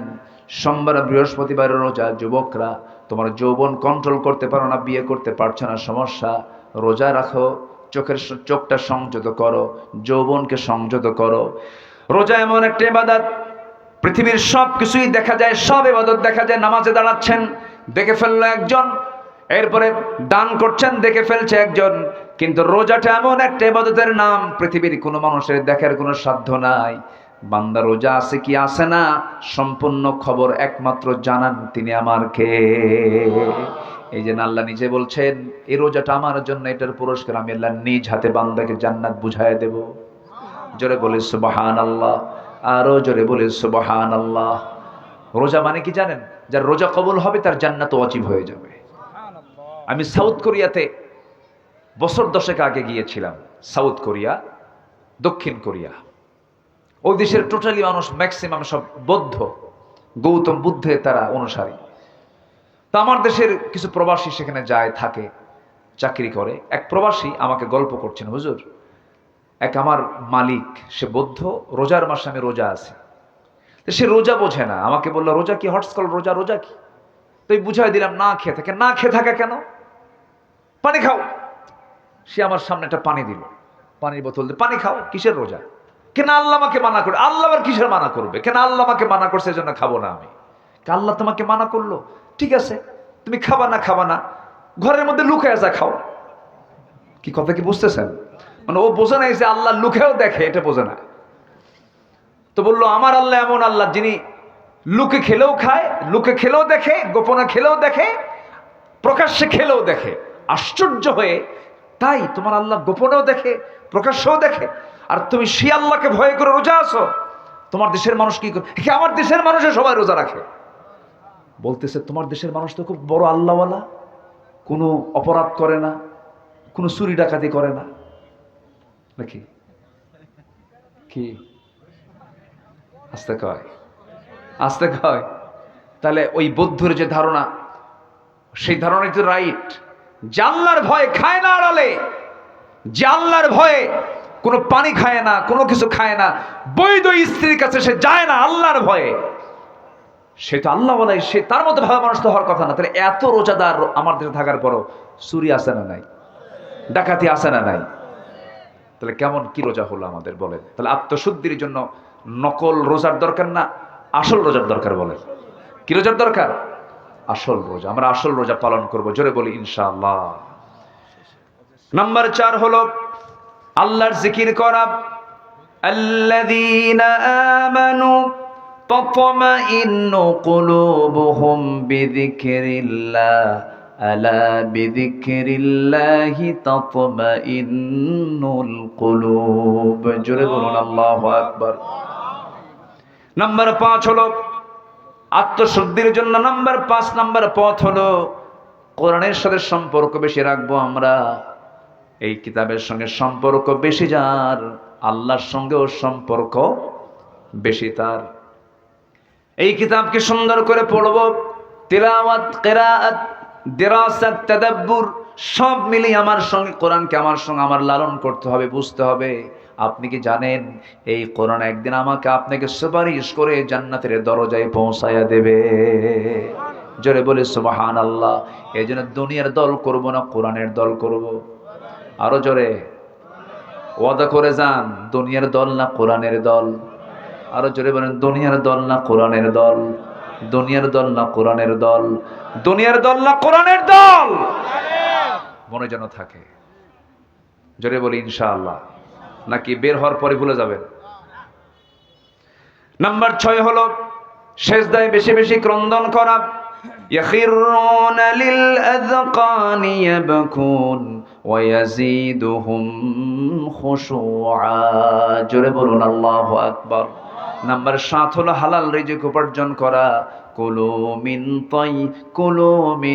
তাইয়্যিবাত ওয়া আমালু সালিহান ইন্নী বিমা তা'মালুনা আলিম। জোরে বলুন আল্লাহু আকবার। নাম্বার 8 হলো মিথ্যাচার ছেড়ে দেওয়া, গীবতকে বর্জন করে ফেলা। মিথ্যাচার করা যাবে না, গীবত করা যাবে না, ইমানদারের মুখ থেকে মিথ্যা কথা বের হবে না। ইমানদার যে তার মুখ থেকে মিথ্যা বচন কখনো আসবে না, মিথ্যা বচন সে করবে না, মিথ্যা কথা সে বলবে না, মিথ্যা সাক্ষী সে দেবে না। আমার দেশে এমন সাক্ষ্য দেখেছি বিগত 16 বছর, সাক্ষীর জন্ম হলো 76 আর ঘটনা হলো 71। হ্যাঁ কি কি বলেন বলেন বলেন, কি ঘটনা কি? 71। সাক্ষীর জন্ম কোন সাল? 76। তাহলে 5 বছর আগের ঘটনা সে জানলো কেমনে? রুহের জগৎ থেকে সে চোখ দিয়ে দেখছে।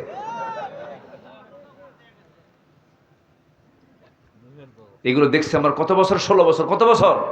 16 বছর। ফেরাউন পৃথিবীতে বেঁচে ছিল হলো 1600 বছর, এরা ছিল 16 বছর। সংখ্যার যে মিল হলো কেমনে বুঝলাম না।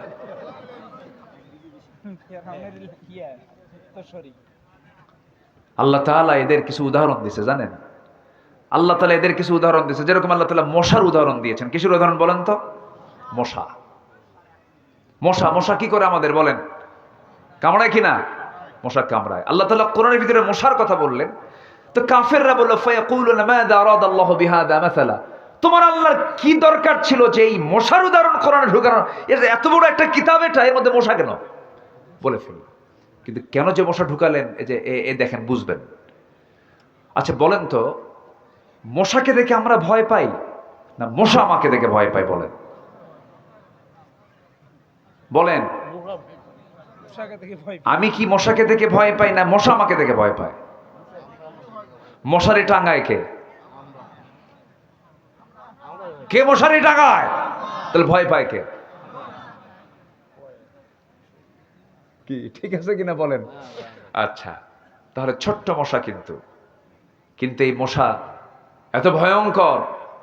এডিস একটা মশা আছে যার কামড় খাইলে প্রায় অনেক রোগী মারা যায় কিনা? মারা যায় কিনা বলেন? মারা যায়। তো এই মশাকে ছোট চোখে দেখার কোনো সুযোগ নাই। আল্লাহ পাক মশার উদাহরণ দিয়েছেন সূরা বাকারার মেবি 22-26 নম্বর আয়াত। আল্লাহ তাআলা এই মশার উদাহরণ, ইন্নাল্লাহা লা ইস্তাহি আন ইয়াদরিবা মাসালাম মা বাউদাতান। বাউদাতান বলেছেন, এটা গোলতা শেষে আছে, এটা মুয়ান্নাস। মশা কামড় মারে, পুরুষ মশা না স্ত্রী মশা? বলেন কি মশা কামড়ায়? পুরুষ মশা কামড়ায় না মহিলা মশা কামড়ায়? আরে মহিলা মশা কামড়ায়, এটা জানতে হবে তো, আমরা কামড়াই না। না, আবার মাদেরকে দোষ দেওয়া যাবে না। এখানে কিন্তু মহিলারা না, এখানে মহিলা মশা। মহিলা কি? মশা। আচ্ছা, মহিলা মশা কামড়ায়। এই মহিলা মশাটা কামড়ায় আল্লাহ পাক ১৫০০ বছর আগে কিন্তু মহিলা মশার কথাই বলেছেন। এই মশাটা যখন আপনার হাতে যখন পড়ে, আপনার চামড়ায় যখন পড়ে, ভাইটার এই যে চামড়ায় যখন পড়লো কোনো মশা, মশা যখন পড়লো, মশা পড়ার সঙ্গে সঙ্গে মশা আগে চিন্তা করে ওর চোখ থেকে আমি কেমন করে আড়াল হব, সেজন্য না টের পায়। সে মশাটা যখন কোনো চামড়ায় পড়ে, চামড়ায় পড়ার সঙ্গে সঙ্গে সে তার মুখের সামনের একটা অংশ থেকে কিছু মেডিসিন সে বের করে ফেলে। দেখবেন দুনিয়াতে কোনো অপারেশন যদি জটিল হয়, অ্যানেস্থেসিয়া করে, অজ্ঞান করে। কি করে? অজ্ঞান করে, অ্যানেস্থেসিয়া করে। এই জায়গাটা সেলাই দেবে, অ্যাক্সিডেন্ট করেছেন, যদি আপনি এইটুকু অংশ যদি সেলাই অ্যানেস্থেসিয়া না করেন, অজ্ঞান না করেন, ওই যে ব্যথার তীব্রতায় আপনার মৃত্যু হতে পারে। এই জন্য আগে অ্যানেস্থেসিয়া করে নেয়। মশা যখন কোনো চামড়ায় যখন পরে আগে করে কি? আগে অ্যানেস্থেসিয়া করে, আগে অজ্ঞান করে নেয়। ও সলিমুদ্দি এমন ভাবে আমার হুল ফুটাবো, তোর ১৪ গোষ্ঠী টের পাবে না। অ্যানেস্থেসিয়া করে নেয়, এরপরে হুলটা ফুটায়। হুলটা ফুটায় নিয়া যতটুকু পরিমাণ দরকার ততটুকু খেয়ে নিল। এরপর আস্তে করে সে উঠে যায়, আপনি টের পেলেন না। কিন্তু কিছু কিছু মশা আছে বেহুশ মশা। কি মশা আছে? বেহুশ মশা। খাওয়া যে শুরু করছে আর থামে না। এত খাওয়া খায়, ওর পাখা দিয়ে যে সরবে সে ওর শক্তিও শেষ হয়ে যায়। কারণ তার দেহের চাইতে তখন তার খাওয়ার ওজনটাই বেশি হয়ে যায়, খাদ্যের ওজনটা বেশি হয়ে যায়, আর নড়তে পারে না, শীত হয়ে পড়ে আর মরে। বিগত ১৬ বছর যারা ক্ষমতায় ছিল তারা খাইছে হুশ না বেহুশ হয়া? হুশ না বেহুশ হয়া? তাহলে মশার উদাহরণ যে আল্লাহ দিয়েছেন কি ব্যাঠিক না ঠিক? দেখেন আল্লাহ কত আগে ওদের মশার উদাহরণ দিয়ে দিচ্ছে। এত খাওয়া খাইছে, দেশ থেকে পাচার করেছে। দেশের অর্থ যারা বাহিরে পাচার করে ওদের নেতৃত্ব চিরদিনের জন্য আমার দেশ আমরা হারাম ঘোষণা করে দিলাম। ঠিক কিনা? ওরা দেশের শত্রু, সব সম্পদকে তারা পাচার করে দিয়েছে। চুরি করছে, চুরি কর, দেশি থো, দেশি খা, দেশের মানুষ থাকুক, তাও তো হতো। কি কর্মসংস্থান হতো। কষ্ট পাচ্ছেন নাকি আপনারা? রাতের বেলা আপনি শুয়ে আছেন, আলো দেখতেছেন, ঘরে আলো, লাইট দেওয়া, একটা মশাও নাই, কোথাও একটা মশাও নাই। লাইট বন্ধ করাও সারা 10 মিনিট বিছানায় শুয়ে পড়েছেন, 4-5টা মশা এসে আপনার নাকের ডগায়, কানের কাছে এসে সারে গামা পাধানিসা। কি ঠিক কিনা কর? আপনার চোখে ধরা পড়লো না মশা, ও আপনার দেখলো কেমনে? বিজ্ঞান বলতেছে প্রত্যেকটা মশা ৭৫ ফিট দূর থেকে টের পায় এখানে কোন সলির মধ্যে শুয়ে আছে। ৭৫ ফুট দূর থেকে। আর এই যে ভন ভন ভন ভন যে আওয়াজ হয়, মনে হয় ট্রেন যাচ্ছে। ট্রেন কি যাচ্ছে? তো এই আওয়াজ যে হয়, এই আওয়াজ কিন্তু ওর ভোকাল কর্ডের আওয়াজ না, কণ্ঠের আওয়াজ না, এটা হচ্ছে পাখার আওয়াজ। কিসের আওয়াজ? পাখা। বিজ্ঞান বলতেছে, প্রাণীবিদরা বলতেছেন, একটা মশা প্রতি সেকেন্ডে তার পাখা ঝাপটান মানে হলো 400 থেকে 500 বার 1 সেকেন্ডে। আজ পর্যন্ত কোন দ্রুতগামী কোন মেশিন পৃথিবীতে এই মশার মতো দ্রুত গতিতে পাখা না ঝাপটাতে পারে এমন কোন মেশিন পৃথিবীতে আবিষ্কার হয়নি। সুবহানাল্লাহ বলবেন না? তাহলে আল্লাহ যে আইয়াদরিবা মাসালাম মা বাউদাতান ফামা ফাওকাহা, এটা কি ভুল করেছেন? না, আল্লাহু আকবার বলেন। কথা তো অনেক দিকে চলে আসে, কিন্তু এই দিকে তো 12:30টা বেজে গেল। আমি শেষ করে দিলাম। আলোচনা চলো, আলোচনা চলো। হুজুর মরুক, অনেক গরম তো।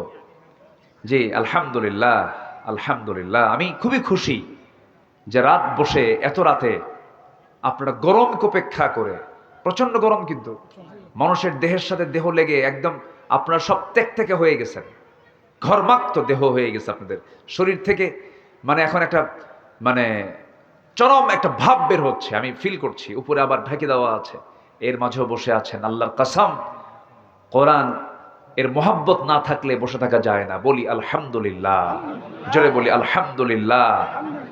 সম্মানিত ভাইয়েরা, তাহলে আমরা মিথ্যা বলবো না সত্য বলবো?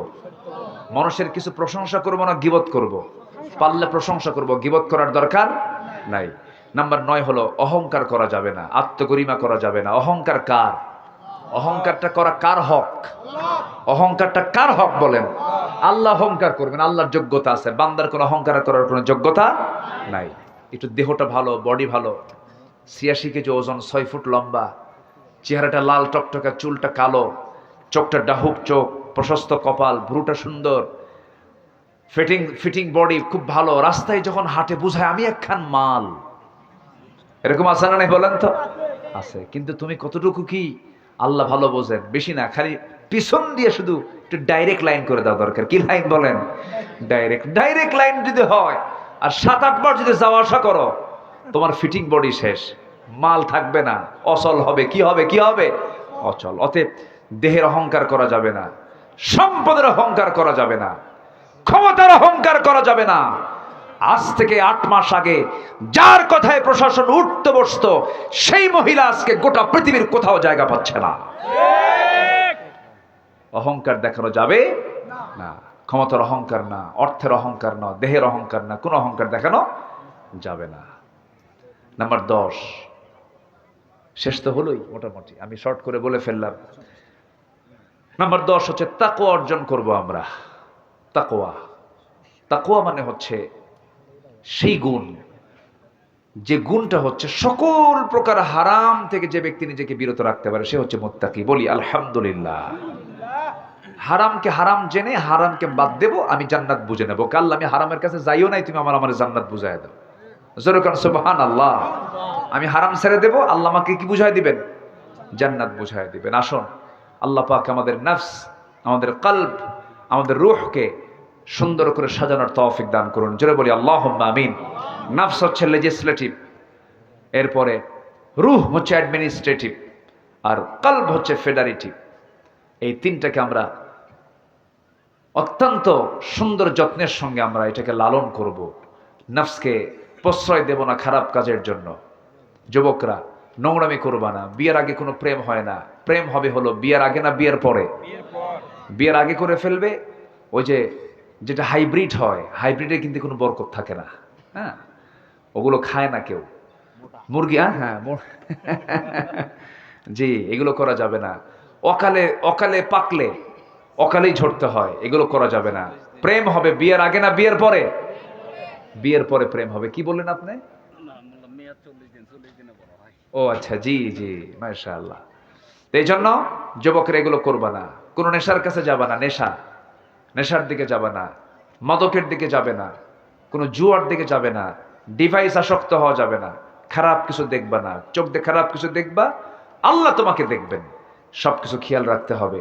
একটা মোবাইল অপ্রাপ্ত বয়স্ক ছেলের কাছে রাখা মানে পাশে একটা মহিলাকে বসে রাখা, পার্টনার করে দেওয়া। একটা মেয়ের হাতে, অপ্রাপ্ত বয়স্ক মেয়ের হাতে একটা মোবাইল তুলে দেওয়া মানে হচ্ছে অ্যান্ড্রয়েড সেট তুলে দেওয়া মানে একটা পুরুষকে সাথে বসায় দেওয়া। আমি কি বুঝতে পারছি? এগুলো আমরা খেয়াল করার চেষ্টা করব। আল্লাহ তুমি সবাইকে বোঝার তৌফিক দাও। আসুন আমরা সময়ের ক্ষেপণ করব না, যতটুকু হয়েছে বলি আলহামদুলিল্লাহ। আমরা এখন দোয়ার দিকে যাব। মাসিক, আচ্ছা বসেন, আমরা কিন্তু দোয়া করব। আমাদের মূল কাজ, কিন্তু মূল আকর্ষণ যেটা আমি শুরুতে বলেছি, মূল আকর্ষণ আজকে মাজলুমদের জন্য দোয়া করব না আমরা ইনশাআল্লাহ। আচ্ছা, বৃষ্টির দরকার আছে না নাই? বৃষ্টির জন্য দোয়া চাবেন না আপনারা? এই প্রচন্ড গরম, কি বৃষ্টির দরকার আছে? তো এলাকায় দরকার আছে কিনা ভালো করে খান। যদি না হয় তাহলে চাবো না, তাহলে তো দরকার নাই, তাহলে তো সমস্যা। আচ্ছা শোনেন, এমন বৃষ্টি হোক যেন ধান কাটতে যেন অসুবিধা না হয়, ঠিক আছে না? আচ্ছা ঠিক আছে। আল্লাহ যেন মেপে মেপে দেন। জি, আল্লাহ যেন মাপ অনুযায়ী দেন। জোরে বলে আল্লাহুম্মা আমিন। জি,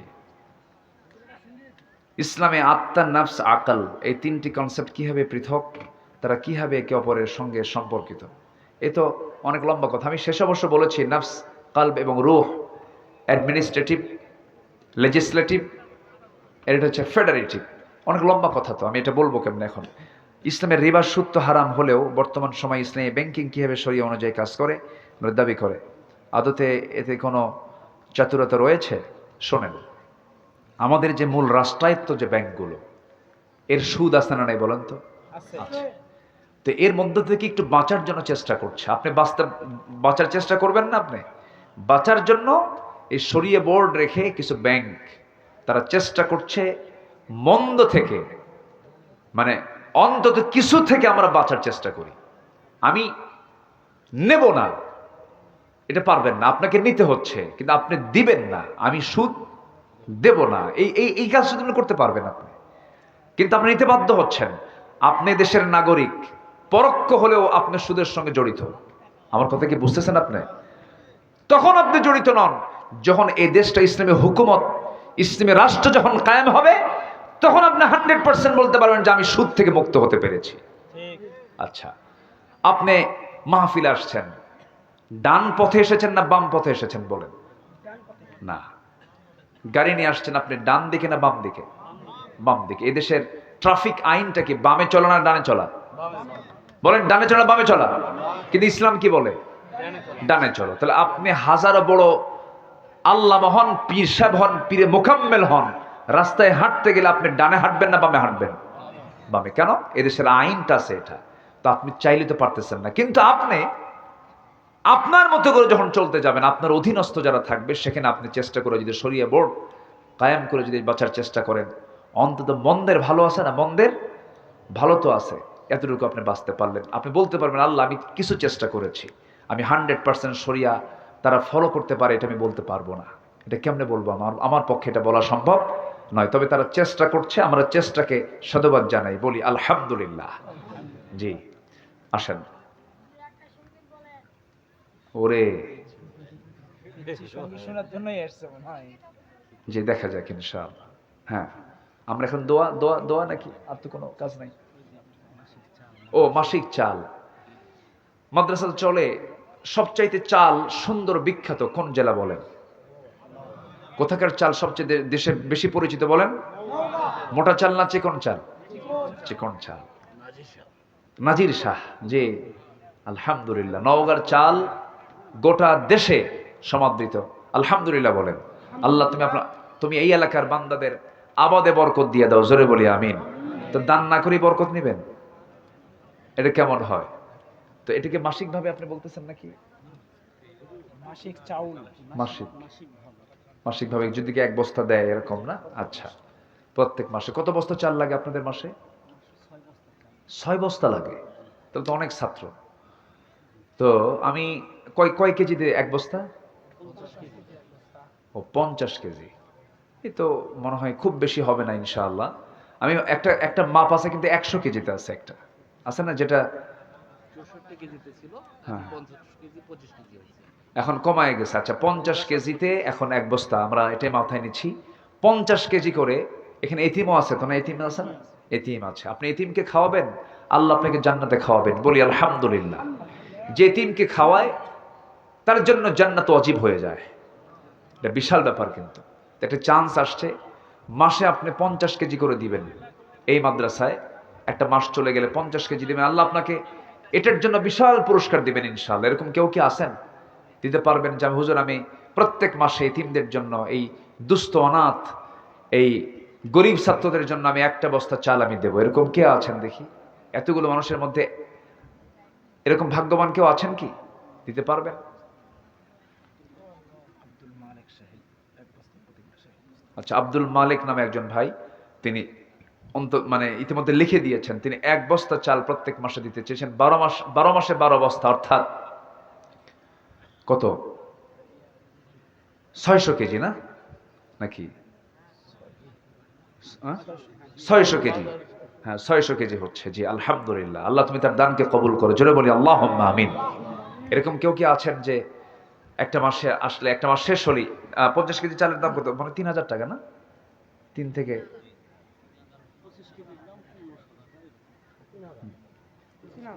হ্যাঁ 3000 টাকা দাম হবে। জি 3000 টাকা এক বস্তা চাল। আমার কোন ভাই আছেন একটু মেহেরবানি করে দিলটা নরম করে দেওয়ার চেষ্টা করবেন। আল্লাহ তুমি সবাইকে দেওয়ার তৌফিক দাও, জোরে বলি আল্লাহুম্মা আমিন। আমি কোথাও আমি সময়কে ক্ষেপণ করিনি, আমি একটা জিকিরও দেই নাই আলোচনার মাঝে। চেয়েছিলাম যে আপনাদেরকে কষ্ট দেব না, কিন্তু শেষের দিকে এসে যেহেতু মাদ্রাসার জন্য, ছাত্রদের জন্য একটু আমি চাচ্ছি, একটু দিলটা নরম করে। চাওয়াটা কিন্তু কষ্টের বেশি, দেওয়াটা কিন্তু আনন্দের। চাওয়াটা কিন্তু অনেক কষ্টের, আর দেওয়াটা কিন্তু কি আনন্দের। কে আছেন একটু মেহেরবানি করে কে দিবেন? ছোট 25 কেজি 25 কেজি, আচ্ছা 25 কেজি, জি ঠিক আছে 25 কেজি, জি একদম সাধ্যের মধ্যে নিয়ে আসলাম। 25 কেজি করে দিবেন কে দেখি আব্দুল মমিন ইনশাআল্লাহ। ভাই দিবে ইনশাআল্লাহ 25 কেজি। জি 25 কেজি করে দিবেন, এরকম কেউ আছেন কি একটু মেহেরবানি করে এখানে ডানে বামের সামনে? 25 কেজি করে ইনশাআল্লাহ। হ্যাঁ কোথায়? জি মাশাআল্লাহ, উনি উনি এতিমকে খাওয়াবেন, আলহামদুলিল্লাহ, আল্লাহ কবুল করে, জোরে বলি আল্লাহুম্মা আমিন। শাহজাহান মোল্লা তিনি, শাহজাহান মোল্লা তিনি 25 কেজি ধান, 25 কেজি চাল প্রত্যেক মাসে, আল্লাহ 300 কেজি করে বছর হয়, আল্লাহ তুমি তার দানকে কবুল করো, জোরে বলি আল্লাহুম্মা আমিন। জি আর কে আছেন দেখি ইনশাআল্লাহ। আমার এই দুই ভাইয়ের সঙ্গে একটু কিছু নামটা লাগায় নেন। জান্নাতের সংবাদ পাবে 10 জন সাহাবী। জান্নাতের সংবাদ পেয়েছেন এই দুনিয়াতে কয়জন সাহাবী বলেন? 10 জন সাহাবী। আমি দোয়া করি যারা দিবেন আল্লাহ তাআলা তাদের এই দানের বদলতে আল্লাহ যেন তাদেরকে জান্নাতের সুসংবাদ প্রাপ্ত 10 জন সাহাবীর সঙ্গে যেন জান্নাত নসিব করেন, জোরে বলি আল্লাহুম্মা আমিন। দুজনকে পেয়েছে, একজন আবু বকর, একজন ওমর। আমি এখন ওসমানকে দেখতে চাই আর আলীকে দেখতে চাই, দেখি এই দুজন ভাই 25 কেজি করে কে কে আছে একটু মেহেরবানি করে একটু জিকির করে লা ইলাহা ইল্লাল্লাহ, লা ইলাহা সুবহানাল্লাহ ওয়ালহামদুলিল্লাহ, লা ইলাহা।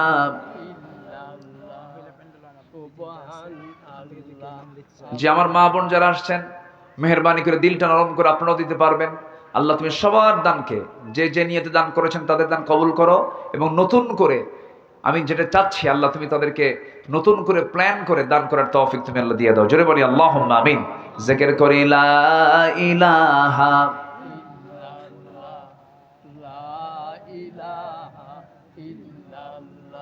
আরো জোরে লা ইলাহা সুবহানাল্লাহ ওয়ালহামদুলিল্লাহ,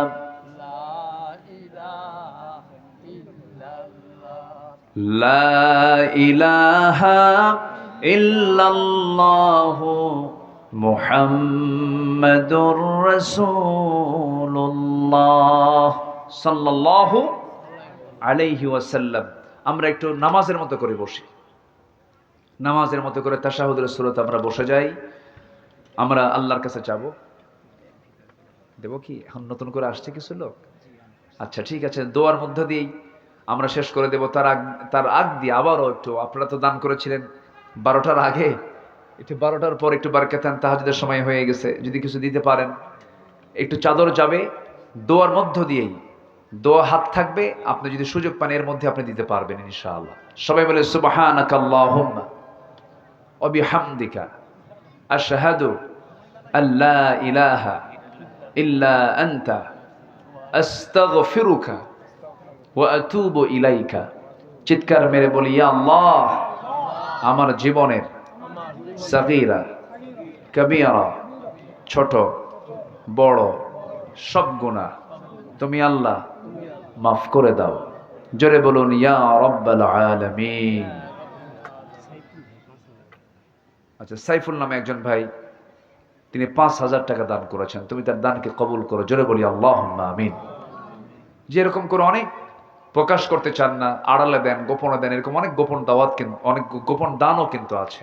আল্লাহ তুমি কারো দানকে তুমি আল্লাহ ফেরত দিও না, সবার দানকে তুমি আল্লাহ কবুল করো, জোরে বলি আল্লাহুম্মা আমিন। একটু ব্যাগ যাচ্ছে, আমরা যারা দিতে পারিনি তারাও দেব, যারা দিয়েছে তারাও যদি পারি আমরা দেওয়ার চেষ্টা করবো ইনশাআল্লাহ। আরেকজন ভাই দিয়েছেন, আইনাল নামে একজন ভাই দিয়েছেন 1,000 টাকা, আল্লাহ কবুল করে, নেক নিয়ত মঞ্জুর করে, আব্বা আম্মাকে মাফ করো, জোরে বলি আল্লাহুম্মা আমিন। যে ব্যাগ যাচ্ছে আমরা যে যা পারি আমরা দেওয়ার চেষ্টা করবো ইনশাআল্লাহ। জালাল ভাই 1,000 টাকা দিয়েছেন, আল্লাহ কবুল করেন। জি আলহামদুলিল্লাহ।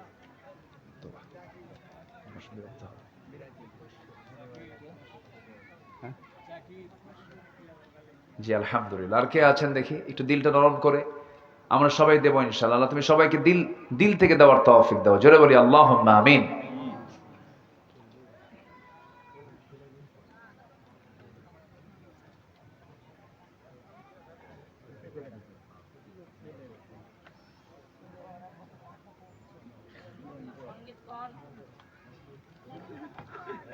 যে যে আশেপাশে অনেক মাইয়াত শুয়ে আছেন, আমরা তাদের জন্য দোয়া করব।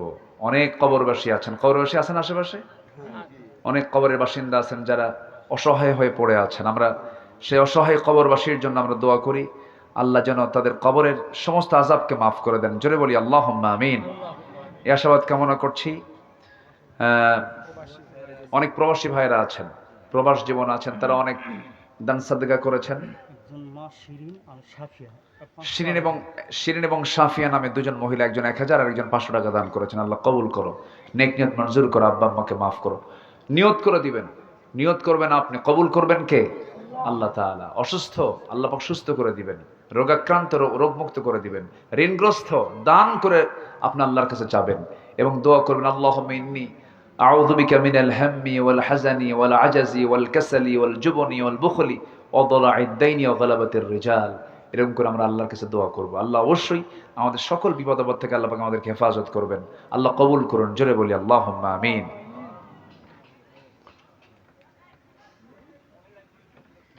গোসল এলোকে কাবার ধারে, আধার চিড়ে চিনিস না কি রে, ওকে ও মা আমেনার কোল জোড়ে চাঁদ জানিস না কি রে।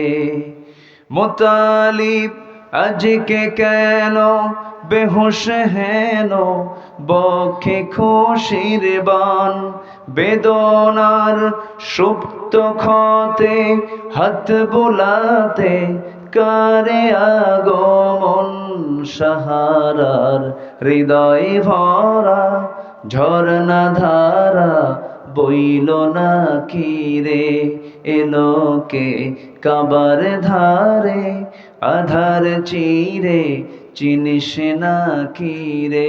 সে কে? মুহাম্মদ সাল্লাল্লাহু আলাইহি ওয়াসাল্লাম।